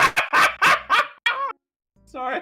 What's wrong? Yeah. You like this bit, huh? I love your witch cackle. Yeah. It makes me very happy. It's a good bit. It's a good bit. It's funny because when you were talking about Bioshock like a few days ago, I was like, I think I played that game. Like I wasn't sure if I finished that game because you were saying that how you finished it. Infinite? Yeah, Bioshock Infinite. And I was like, I don't think I finished it. And then I remembered like I did a fucking Let's Play of that, and I totally forgot about. Yeah, I did a Let's Play of that. Jesus Christ! I was like, I don't remember the fucking ending. It must have been really fucking shit. Yeah, the game's It's not good. earlier than 2013, which is getting out of my knowledge of games. All right, it's a single-player, first-person game, fellas. Good question. This is still when I was mostly playing Neopets and probably role-playing on the Warrior Cat forums. So... Kitty says, yeah, good luck with this, fellas. Oh, no. What about original Deus Ex? It's before 2000. Plaguesworth, we're screwed. Oh, shoot. Try Doom 3D. Yes, Siska? Oh, Quake? We can do Quake. One of the Quakes, Quake. yes. Between 1997 and 1999. So this is after Final Fantasy 7, going into Final Fantasy 8. Oh, the cat, that's blood? Tiger, by the way, in the background. Oh, I think we can just go through all the Quakes now. Yeah, that's we when heard him. He's yelling. He loves to We yell. can't go through all the Quakes because it's the wrong saga. Well, son of a bitch, let's go through Doom. Let's go with Hell on Earth. It is way after that. Wait, I bet you there, Governor. Wait. Actually, wait, guys. Oh, It's Eidos. Asper Media, Okay. Ion Store, and Eidos Interactive. It's I don't it's know one of these guys. anything about Eidos except for what came from the H-Bomber guy, Deus Ex. So, by the Not makers what of the Deus Deus Ex. Ex It could be System Shock. Yeah, let's go. Oh, it's another System game I Shock. don't know It's much System Shock 1 or 2. It's not. It is a fantasy stealth action game. It's Thief? No, that's Thief. Yeah, Thief. But Thief is oh, it's Thief. Oh my god, it's Thief. Thief? Oh, it's Thief the Metal. Wait. Oh my. Excuse me? You always me. Is it the Dark Project? Simulator. It's not I Thief think it's Simulator. I think that's the original title. No way, it's wrong? Deadly From one of the others. Shadows. No, Thief Simulator is a VR game that came out within, the past couple of years. It's Thieves the Thief Dark 2? Project. It was the Dark Oh. Project. See, the thing I knew because I remember the same friend who lent me the demo for Final Fantasy VII on the PC also talked a lot about Thief and how much he liked it. That's my justification. That font looks crazy. Dude, look at this. Thief. It's a good cover. It's a good cover. It's a good cover. It's a good cover. All right, I would love to Catch do my eye. infinite guessing, but I should get out of here. Tomorrow, by the way, I will be on voice chat all day, so people are welcome to come and chat with me. Have fun. I know, poor Cade. We should do a stream together, Cade. We should. I I don't know what we do, but I love mystery games, and I love just hanging and talking. Yeah. Legit, like, hit me up with what days you're free next week. I have one day I'm free, and then other days that we'll see. Yeah. I have Thursday is the only day in which I can do something. The rest of the days I am working during your stream time. Rip. Also, I do have to say, by the way, next week, I will be gone Thursday and Friday because I'm going to my local convention. Or am I going to my local convention? I don't think we are. I think we're staying at the hotel because we paid for it, but we're gonna just hang around San Jose, I think. Well, I hope you have fun. I mean, we're definitely gonna hit the swap Did you beat. get the badges yet? Yeah. Well, see, the only way to reserve a hotel is to have a badge. Oh, shut up. And you can't get that refunded, huh? No chance. No, because that was the whole issue. That sucks. Yeah. Isn't that great? I Isn't hope that they great? get diarrhea. Yeah, I hope that their next smoothie is filled with dill pickles. That is really fucking scummy. What they pulled.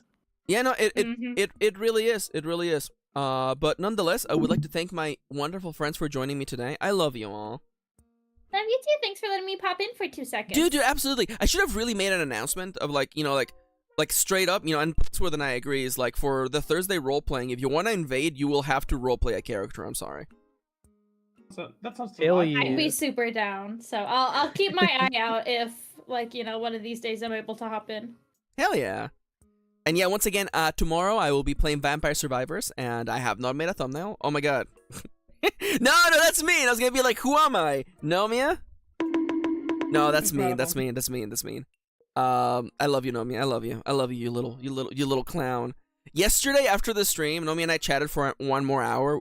Nomia just kept showing me like things around the room. It was cute. I love that. I wish my internet was good and that I had a webcam, so then I could just I could show Tigger.